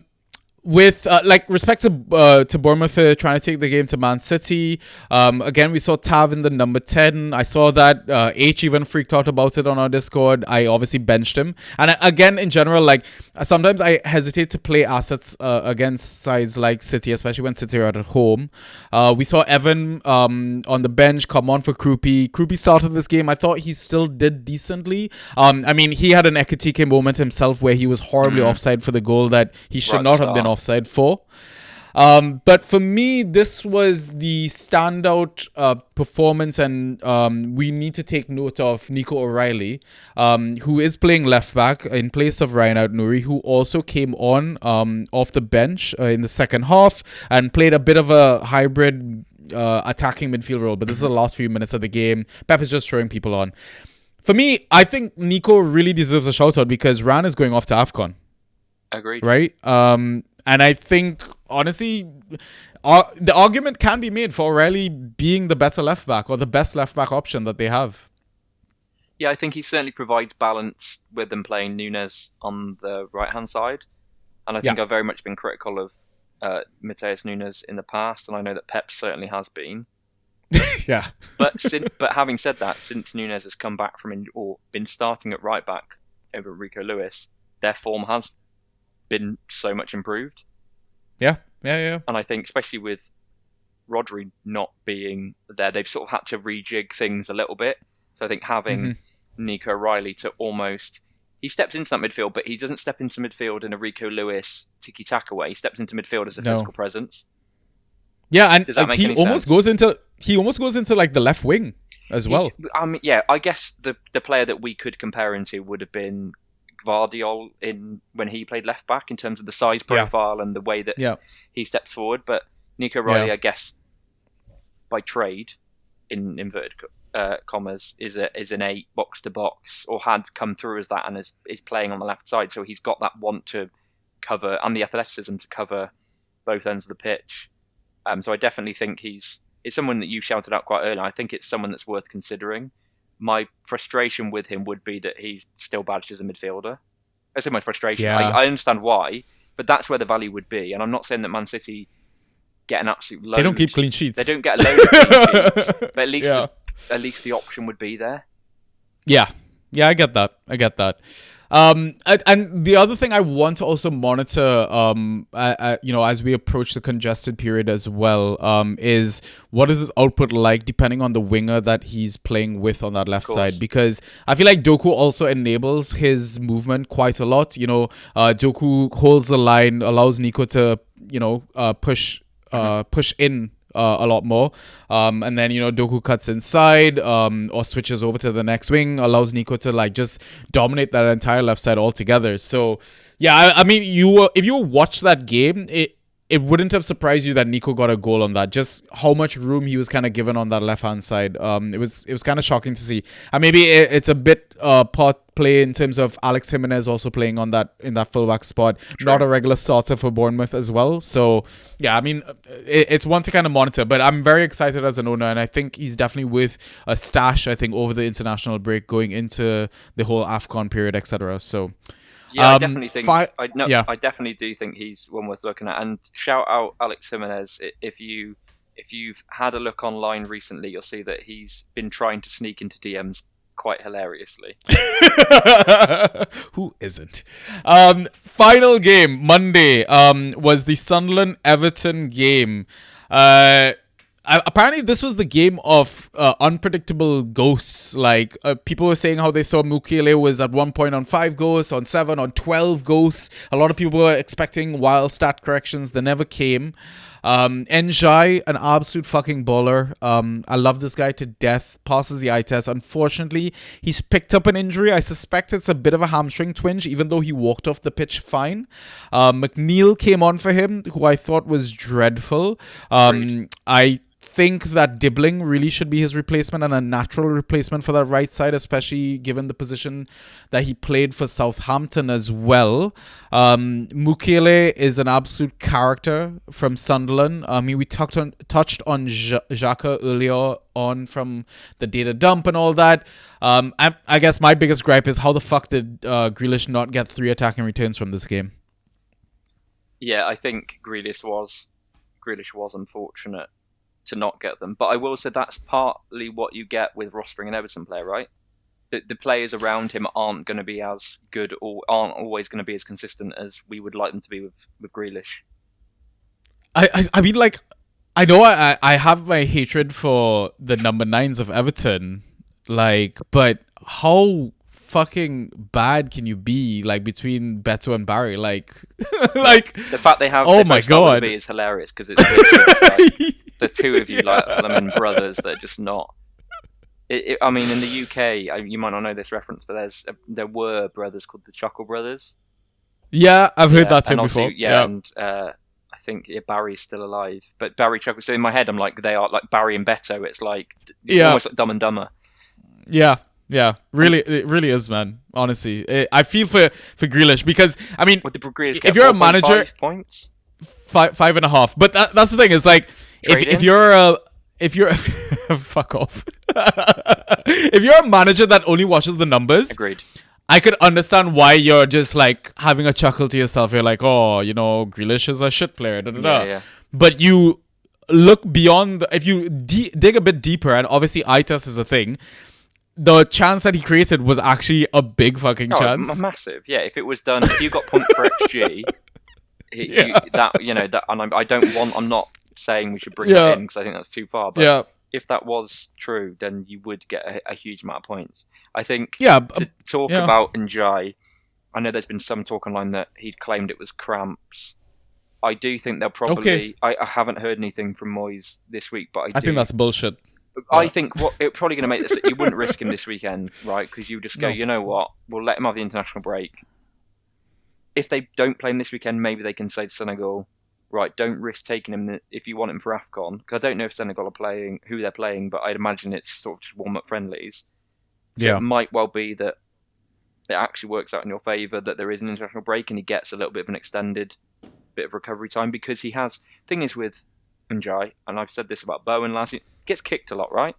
Because so he will pick up these little knocks and these little things that he's playing through, and it might get to a point where you just go, I just need like 2 weeks to just sort of let my body recover from all these little kicks and knocks. So I do think there's that. McNeil, Moyes has spoken positively about him recently, where he said that he's been training much more positively, and he's sort of been impressed by that, which I think is fair enough. But I think if he watched the game on Monday, would go, he might have been training well, but he looked like crap. You know, he was looked really rusty, and I have sympathy for McNeil, because I'm sure trying to get up to that level and that speed is not ideal. But I wouldn't be rushing out as a Fantrax manager going, McNeil's back on the menu. It's just a recipe for pain, for disaster. Like, just let someone else pick him up, man. Honestly, it's not worth it. Yeah, I agree. Yeah, again with the whole Grealish thing is like, he could have had another key pass when he put Alcaraz through in that 2v1 situation, and Alcaraz just decided to to not. I can imagine Vafdad would have pulled hair out of his head just watching that game. Like 100%. It's crazy Everton didn't walk away with 3 points. Like, yeah. Yeah, but it should have been put to bed within the first 20 minutes. Yeah. I do. And there's been some discussion around Alcaraz potentially being like a false nine, or, you know, especially with Everton fans saying like, surely there's anybody's better or Barry at the moment. And then you see him do that, and you're thinking, you've literally snatched defeat from the jaws of victory. Like, just do anything other than what you did, and it would have been better. Yeah, it's like, I like to lovingly say in our Discord, great clearance by Barry. So that's no, but I'm referring to Alcaraz in this situation. Oh, okay, obviously Barry as well. Yeah. But I'm saying, that's just incredibly frustrating. Just pull the trigger. Just have a do go. something. Anyways, that's it for our first half. So now we're gonna take a quick break, and we'll be back with league updates and some questions. So we'll see you in a bit.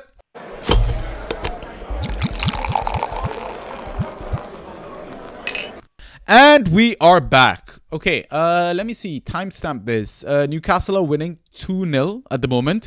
Joelinton has scored the second, with Harvey Barnes getting the assist. Another injury sub I'm seeing. Dan Burn coming off. Lewis Hall coming on. Is it finally Hall season? It might finally be Hall season. I think, especially after there was a quote from Dan Burn literally today saying, you know, I think I've got enough credit in the bank that I'll still be starting when everyone's back from injury. A bit sensible foreboding there for poor Dan. I also did see, this is me just quoting a tweet, or a post on X, should we say, that a Newcastle fan saying, how is it that our best long throw taker is a 6'7" man with 9 fingers? Yeah, obviously you also want your tallest guy in the box, surely. Exactly. Right? So on long throws, did you see we had a long throw assist this weekend?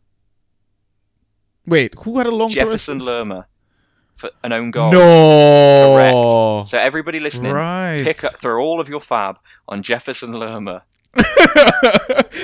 Honestly, we need to get like a full list. If you're listening to this pod and you've got time in our Discord, we need to put on like who's taking long throws. That's what we need to add to the banter board. Is who takes long throws every game. Long throws and pussy throws. And other game, Man City is winning 3-1. Third goal by Phil Foden. Reinders assist. Second assist for the game. Is Reinders now finally finding his feet in terms of attacking returns as an asset? I think the issue with Reinders is that Cherky's better. Yeah, he is. Great assists for Haaland, by the way. Man, like, he looks so good. Yeah, he really, really did. Actually, I'm just it's something that...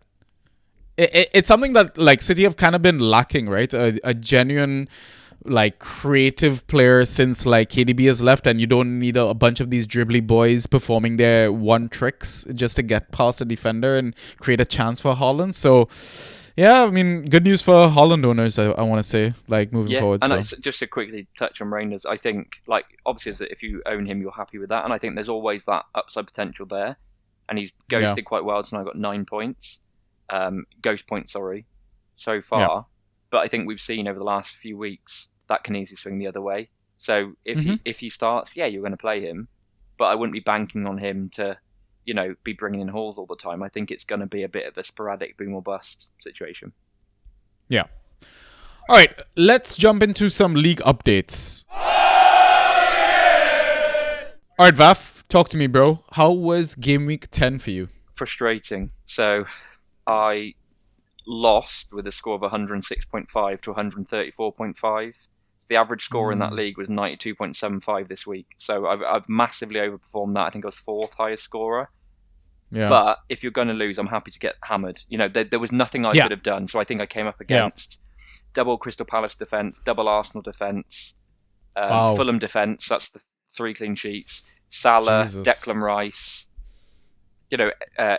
Weaver, I think maybe. So like everyone sort of performed against me, and I'm okay with that. You can. Yeah. There was nothing that really could have been done. So in terms of standouts, Bruno again absolutely smashed it. Munoz 12.5, obviously clean sheet, 6 of that. Paqueta and Sessegnon, really happy with both of them. In terms of their like my mid 3 and 4, and Szoboszlai as well. So my midfield really turned up this weekend. Yeah. In terms of regrets, I traded out Calafiori just after the pod last week for Tonali, who didn't perform well and he's not done well tonight. But if you look at his numbers generally over the last sort of 7-8 games, I think the average was something like 11.1, and ghost points were about 11 points as well. So generally, I'm happy enough with that, because I had a raft of defenders. I spoke to you about this separately. Had a raft of defenders, and I sort of said at some point you're going to have to sort of overpay, like sell. It's worth more. They're worth more than that. But the thing is, the replacement cost is lower.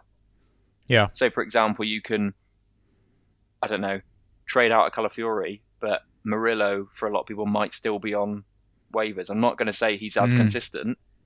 Yeah. But you're going to be able to bring in those sorts of players. And I think just to touch on Calafiori here, and I said to you about this, and I feel bad saying this, I really think his minutes are going to start to decrease slightly, because he's not just got Lewis Skelly now that he's sharing minutes with. He's got Hincapié as well, who can play centre back and left back, who looks brilliant. And I think if you're Arteta, you're going to say, I can pick my player for the match. Yeah. So I'm not here. I'm not going to say there's going to be a decline in Calafiori, but the asset price is probably as high as it's going to get right now. Yeah, I mean, especially with the constant clean sheets that Arsenal are getting, you'd think at some point they will also stop, and then when that stops, the points are not going to look as attractive as they have been looking so far. I mean, even look at Timber. I think Timber only got a flat 6, right? Yeah, I think Timber's... Or some of that? Yeah, I think with both of them, I think Calafiori's been very unlucky this season, and I've said it on the pod in the past, to not get some extra attacking returns, and I still think he always has that in his locker. And I think on the flip side, you look at Timber, who got early, a brace in one game, which I think Calafiori got 2 assists in that game, actually, which was really high, and then he's consistently ghosted quite well. But I do also think that in the last few weeks especially, they've really just shut up shop at defence and sort of just said to the defenders, just lock this down. Yeah. Like Burnley didn't even have a shot on target this weekend, right? Yeah. I know they hit the post, and you can have whatever your thoughts are on whether the post counts on target or not. But there is, if that continues to be the norm, then they're not going to ghost hugely, because the centre-back, Gabriel, is eating up all of those points at the back. Yep. So I guess one regret would be, did I trade him out too early or bring in Tonali when I shouldn't have done? But that's not a huge regret.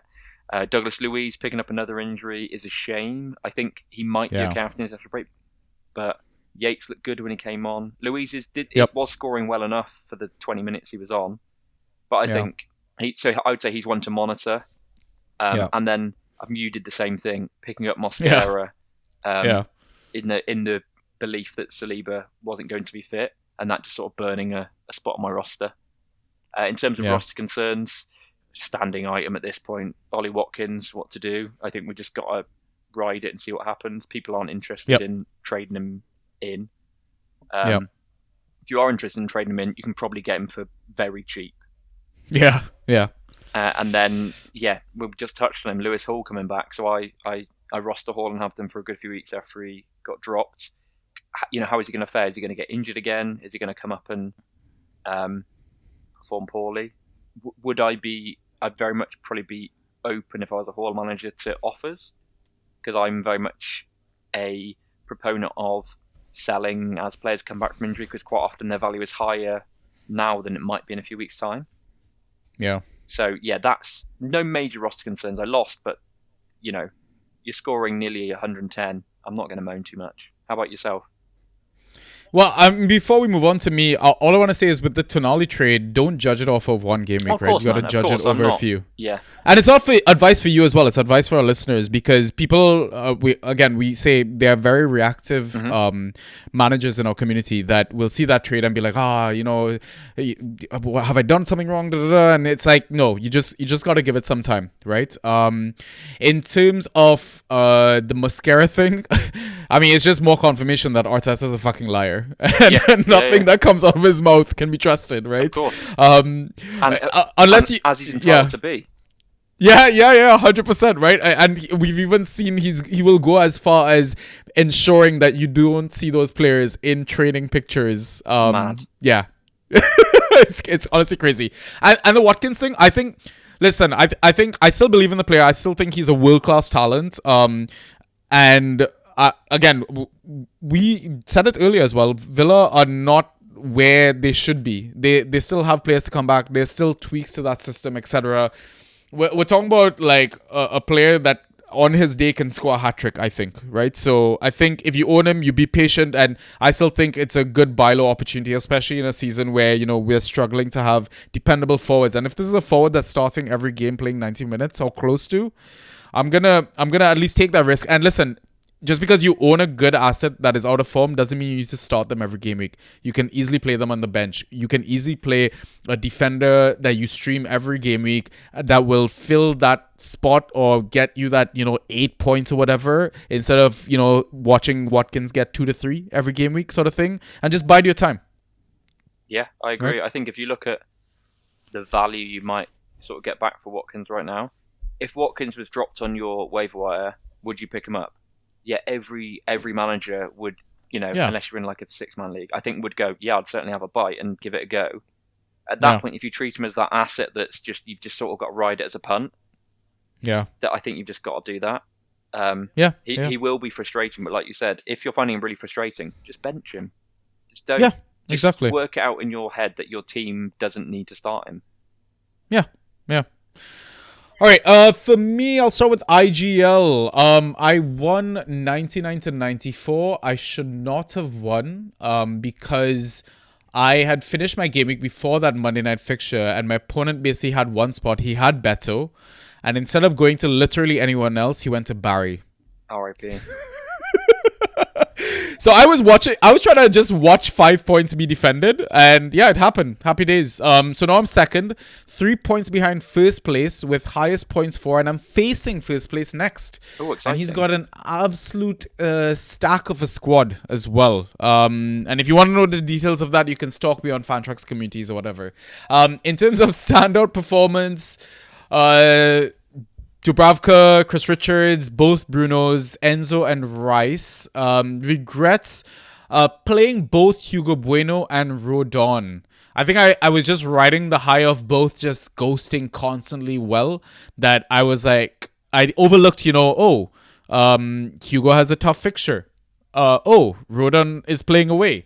And maybe just possibly go on with one of them. But it is what it is. Roster concerns, I mean, we touched on both Stark and Pino, so don't need to dig into that much deeper.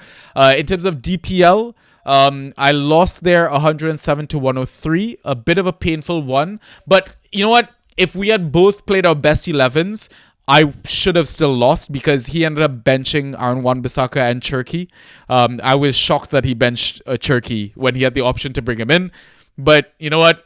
Maybe it's a bit of a hindsighty thing to say. Yeah, fair. Because he played Tarkowski over him, and to bench Tarkowski is a bit of a Yeah, we say madman start move, your right? studs, right? And I think arguably Exactly. Tarkowski's proven to be more of a stud like this season and in previous seasons. So yeah, that's understandable. Yeah. Standout performer. Oh, I guess in DPL, I mean, still positive side of things is that even though I'm fourth, I'm still 3 points behind first, and I still have the highest points for. Okay, so great. it's still positive things to kind of take from that. Funny thing is my next opponent is the one I traded Salah to.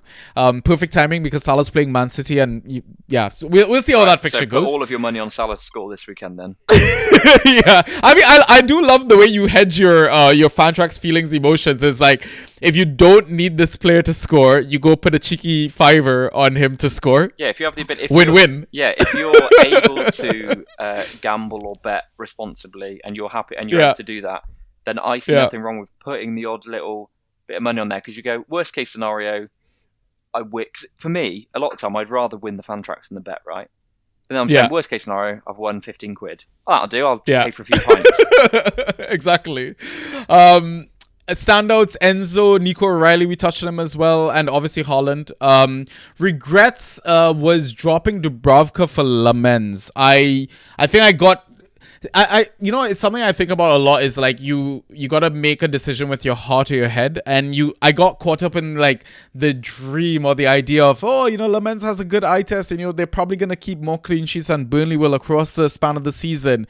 But you got to remember that with goalkeepers, saves is basically the cheat code for owning them. And who's going to get more saves across the rest of the season? Dubravka, certainly, over Lamens. Despite, listen, that United defense is absolutely atrocious. But yeah, listen, Dubravka, set it and forget. Doesn't matter how many they concede. He's probably going to score closer to 10 points than Lamens might, I think, over the course of the season. Yeah, of the two, I think I would prefer that. So is it safe to say that you lament that decision? Oh, 100%. Yeah. Love that dad joke. Right, okay. Before we move on from that, is Dubravka still on the waiver wire? Oh, 100%. I'm bidding on him. So you could be good. Okay, this is what I was talking about earlier when we were saying about Kevin. Sometimes you can do these things, but you can rectify them by bidding for them again. But here's my dilemma. Chris Wood is also free on the waivers. Oh, man. Well, this might be IGL. I don't know. But somehow Chris Wood is free in one of my waivers. It's because people have no patience. They really don't. But I should be able to grab Dubravka. And there's one thing I did want to mention as well before we move on to our final segment. When you're at this point of the season, in terms of waivers, one way to not overspend is go into the team info page and you can then see the budgets of all your opponents. 100% agree. And make your decisions based on what other managers have in terms of their money, the amount of money that they have left. Chances are, if you're not doing that, you're probably overspending. 100%. I'd also say the thing that I will always suggest to people, never bid zero, unless it's towards the end of the season. Because what you're doing there is you're just going to end up burning your priority, right? Great point. So, for the sake of one fab, it might be annoying that for example, you might bid one fab on Mosquera, right? And it comes to Saturday, he's not playing, you drop him, you go, I've wasted a fab. However, you've kept your priority. So when it comes, push comes to shove, and you and someone else have both bid 5 or 10 on a player that's actually worthwhile, or you've got no money left and you're like, I actually want this player, that's when that comes into play. So I'd say to people, whatever you think someone else is going to bid one more, because what you actually want to avoid doing is being at the bottom of that priority, because that will come back to bite you. Yeah, and chances are half your league already is on zero fab, so let them burn their priority order in that sense. 100% agree. Yeah, I think what will happen a lot is, even if they're not, a lot of people will spend big on players that aren't worth it because they're not paying attention to this. So, for example, in my DPL league last week, Cash had been dropped. Obviously, very much interested, nearly scored again on the weekend. Great strike. Someone bid 10 fab on him at this point of the season. Like, what? I know he's an interesting player, but what the hell are you doing? Like, there's no need to be spending that amount of money. But the thing is, especially as we go through the season, I'm not one to say hoard all of your fab, but I think don't waste it, because it will become more valuable as the season goes on. Yeah, 100%. All right. So that should be league updates. So let's move on to our final segment, which is the questions. All right. So we've got a few of them. Let's try and race through them as quickly as possible. I'll take the first one from 32 Chickens. I feel like this is apt, given our opinions on said player. Bruno from Newcastle asks, "What do I have to be rated by the Banter Boys? Please tell me I am suffering here." Be a consistent Fantrax asset. I mean, his scores as of recently haven't been too bad. What do you think he scored tonight? What did he score tonight in the 2-0 win against Athletic Club de Bilbao? Oh, is the game done? Well, he got taken off after 65 Nearly minutes. Done. So his points are done. Right. I'm gonna, because of the way you phrased that with that little bit of a tone, he would have gotten 3 ghost points. He got 4. Wait, does that include the clean sheet? No, 4 ghost points. He got 1 for the clean sheet. 5. Right. Okay. But this is what I'm saying. And then you look at his pattern. You're like, it might be a purple patch, but you can't rely on him to go in and give you the points that you want. So, no, but then the things that we said about Iwobi and Harry Wilson, surely it applies to Bruno Guimaraes. As in, you just roll him out. I don't disagree with you, but I don't. You can roll him out, but then I'm not. But the impression that people get is, what do I have to be rated by the Banter Boys? I don't necessarily rate Iwobi or Harry Wilson. Yeah, like fair. And Bruno Guimaraes, some reason, gets drafted in like the first 4 rounds each season. I have no idea how. I certainly wouldn't be doing that. I don't say he's a terrible asset, but I'm saying a lot of I expect to get 6 points. If you get more, happy days. So I guess right now your suggestion is, given the form that we've seen in the Premier League, you are suggesting possibly trading him out on a high. Well, I didn't suggest trading him in before, so I guess at this point I'd say, yeah, if you can get good value, then do it. Listen, for me, he's a vibes pick, so it depends how you want to play this game. I like Bruno Guimaraes as a player, I think, and if I was a Newcastle fan, I would love him because he gives everything, loves the club, gets stuck in, and clearly loves it when he's involved in the goals. But I watch him. He doesn't scream Fantrax asset. That's what I would say. I get it. Yeah, I get it. Listen, if Jurst 29 is in your league, that's who you're going to trade any Newcastle. I'll pay you whatever you want. So I'll take the next question. So next question is from Ghost FC, and they've asked, with Wolves managers sacked, which players are you particularly keeping an eye on? And I assume they mean in the Wolves team, not just in the league. For me, first name that comes to mind is Arias. Same. I mean, I drafted him in Bashban, as I said earlier, on the back of that because he Farmers League, Brazil, we can fine all of that caveat, but we've seen he's got the ability to be Fantrax relevant. Yeah. And to me, honestly, it's maybe a bit harsh saying that, but he's probably the only one I care about. I mean, Jorgen Strand Larsen is like a given because he's probably their only good striker that they have. But outside of that, it's just like you could easily see Munetsi just get dropped to the bench. Agreed. Yeah. So or go back, say, 2.5 points or something like that. I mean, as a Krejci owner, I'm slightly sad because I think he's probably going to be irrelevant at this point. Yeah, same. Yeah, and like the defense, the fullbacks, the wingbacks, all of them that they have, we have no idea who's going to be a nailed option now. So I think whoever you have in your roster, maybe set up your team for this weekend so that your Wolves players are on your bench. Yes, I agree. Yeah. And they're not going to have a manager. I don't think they're going to have a manager in place by this weekend, judging by the way it's going. But I think it's one of those where if you have them and you don't need to drop them, treat them as a lottery ticket and see what happens.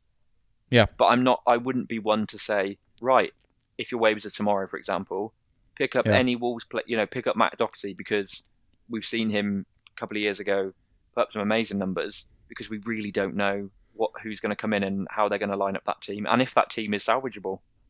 Yeah. And that's the thing, is like they're still arguably a team that is doomed for relegation. So I think that's one party I would rather be late to. Agreed. If any. Yeah. All right. Next question is from Andrew. Do you want to take this question actually? Yeah, sure. I'll take this one. So Andrew asks, what's the next city you're vacationing to and why? What's the first airport drink going to be? So I'm assuming this was directed to me. Andrew, I'm going to Barcelona for the international break, and I think I can safely say that my first airport drink is going to be a fucking Guinness. Not going to be a chicken nuggets and chips children's meal from Wetherspoons. A kid's meal. Oh, I played that so well, man. If you're in the Discord, I think now that's just going to be the thing is like whoever somebody's at like a Wetherspoons or whatever, you know how you have those little QR codes on your table? Just post that in our Discord and see what happens. That's all I've got to say. Yeah. Basically, people enjoy begging in the Banter Boys Discord. All right, I'll take the next question, and there's two of them from Salty. Say your favorite EPL team had to sign a new manager, but they could only choose from Van Nistelrooy, Ange, Ten Hag, Juric, 2025 Pereira, or a volunteer team of 3 people from our Discord. Who would you pick and why? Okay, so obviously I don't have a favorite EPL team, but I would pick a volunteer team of 3 people from the Discord. Get the fuck in. So I'm going to pick, obviously, Single H Haroon, just because he'll be really good at posting the team sheets, letting all the lads know if they're playing. I think I'm going to pick Andrew, because I think Andrew can tolerate Haroon and also will balance him up quite nicely. Did they co-manage last season in Bash Band? Yeah, they did. So Yeah, we'll have yeah, those 2. And then I feel like I need sort of like a chaos merchant to go in there with myself. I'll put myself in there just because I'll just be taking absolutely no nonsense from both of them. Do I think we'll make it to the end of the season? No.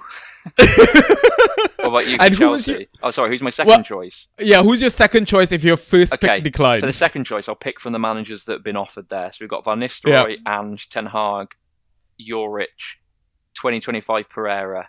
Oh my God. Who I am going to take from those? I think I'm going to take, of those, I'm not going to pick Ange because he's just so annoying. I think Ten Hag is just like, it's too sad at this point. He's like a dog that's been kicked too many times. Yeah. Juric is a bit of a non-event in my eyes. Pereira, is too wounded right now. It's too fresh for him. But it's 2025. Surely that includes the end of the 24-25 season. Very good point. Good point. I don't think that's what they meant. But I was going to say Van Nistelrooy because he seems like a nice bloke. Yeah, fair. What about you for Chelsea? Genuinely,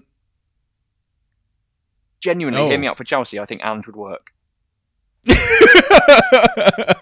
You've got so many attacking talents. He would just go. He'd just be like, right, you guys do that. Chalobah, you do everything else. Yeah, but it's the toxicity. That's what. Yeah, Reece James' hamstring to be gone after day 1.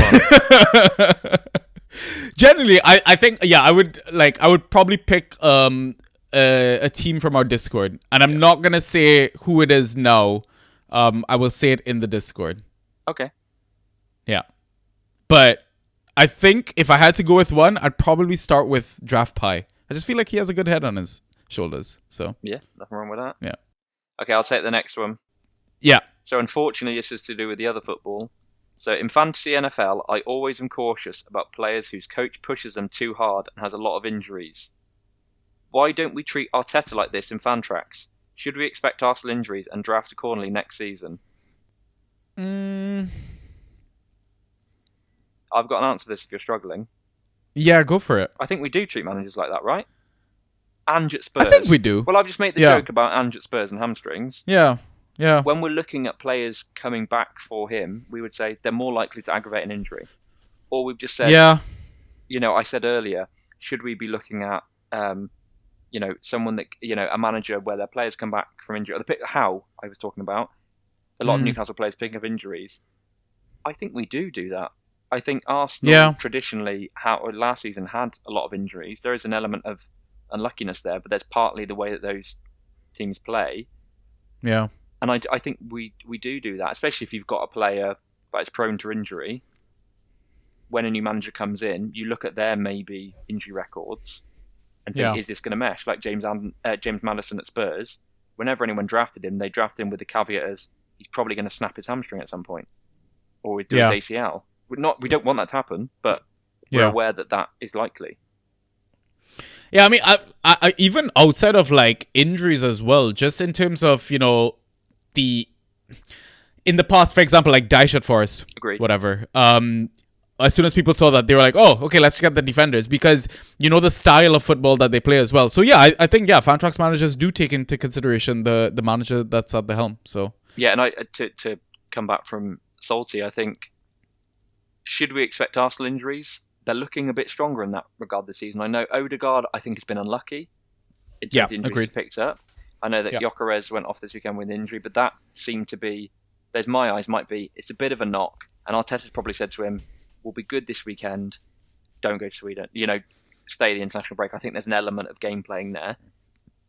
But I'm not necessarily saying that I would treat all our, I wouldn't just avoid all their assets. I just, in my head, be wary that if that happens, don't moan too much. Yeah, that's fair. All right, and I will take our final question, even though I think it's for me. Are you always going to release episodes on Fridays? This is just my personal circumstance, but I have never have time to listen to episodes when they're posted less than 24 hours before the game week starts. Doesn't seem like we ever gain useful info from the Thursday European matches anyways. I'm pretty sure I post on Thursdays, by the way. I just don't tweet about them until Friday. What, you like the little bit of suspense? A little bit. Yeah, I feel like the if you're in our Discord, you know. The real heads know. Exactly. If you're in our Discord, you know when episodes drop.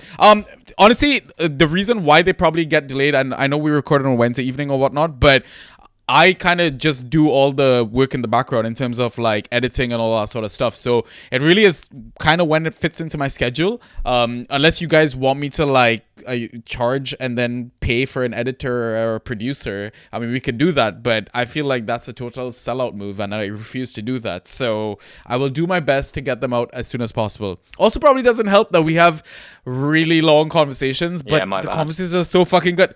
Yeah, but they're so fucking good, I don't want to cut them. That's my problem. But I did want to say, regards to this question, it's like, thank you for, like, feedback like that is helpful, though, for considerations around that and saying, like, can we squeeze winning earlier? And also that you actually want to listen to the episodes. I love that though. You're not saying, oh, get them out earlier because I can't listen to them on ICBA, you know what I mean, sort of thing. It's nice that people are saying, oh, I'd like to be able to digest them properly, and I don't necessarily have time. Yeah.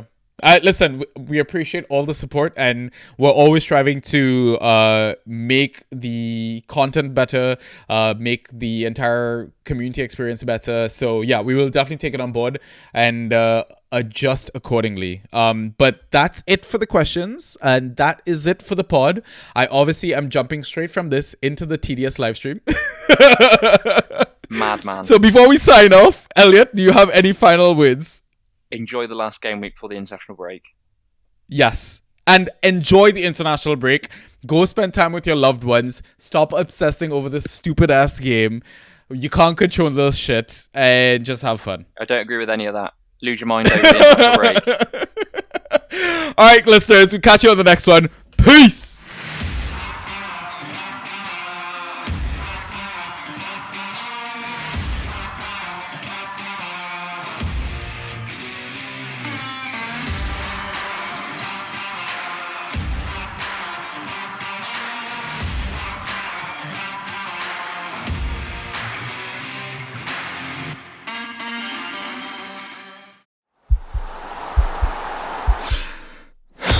This podcast is part of the Sports Social Podcast Network.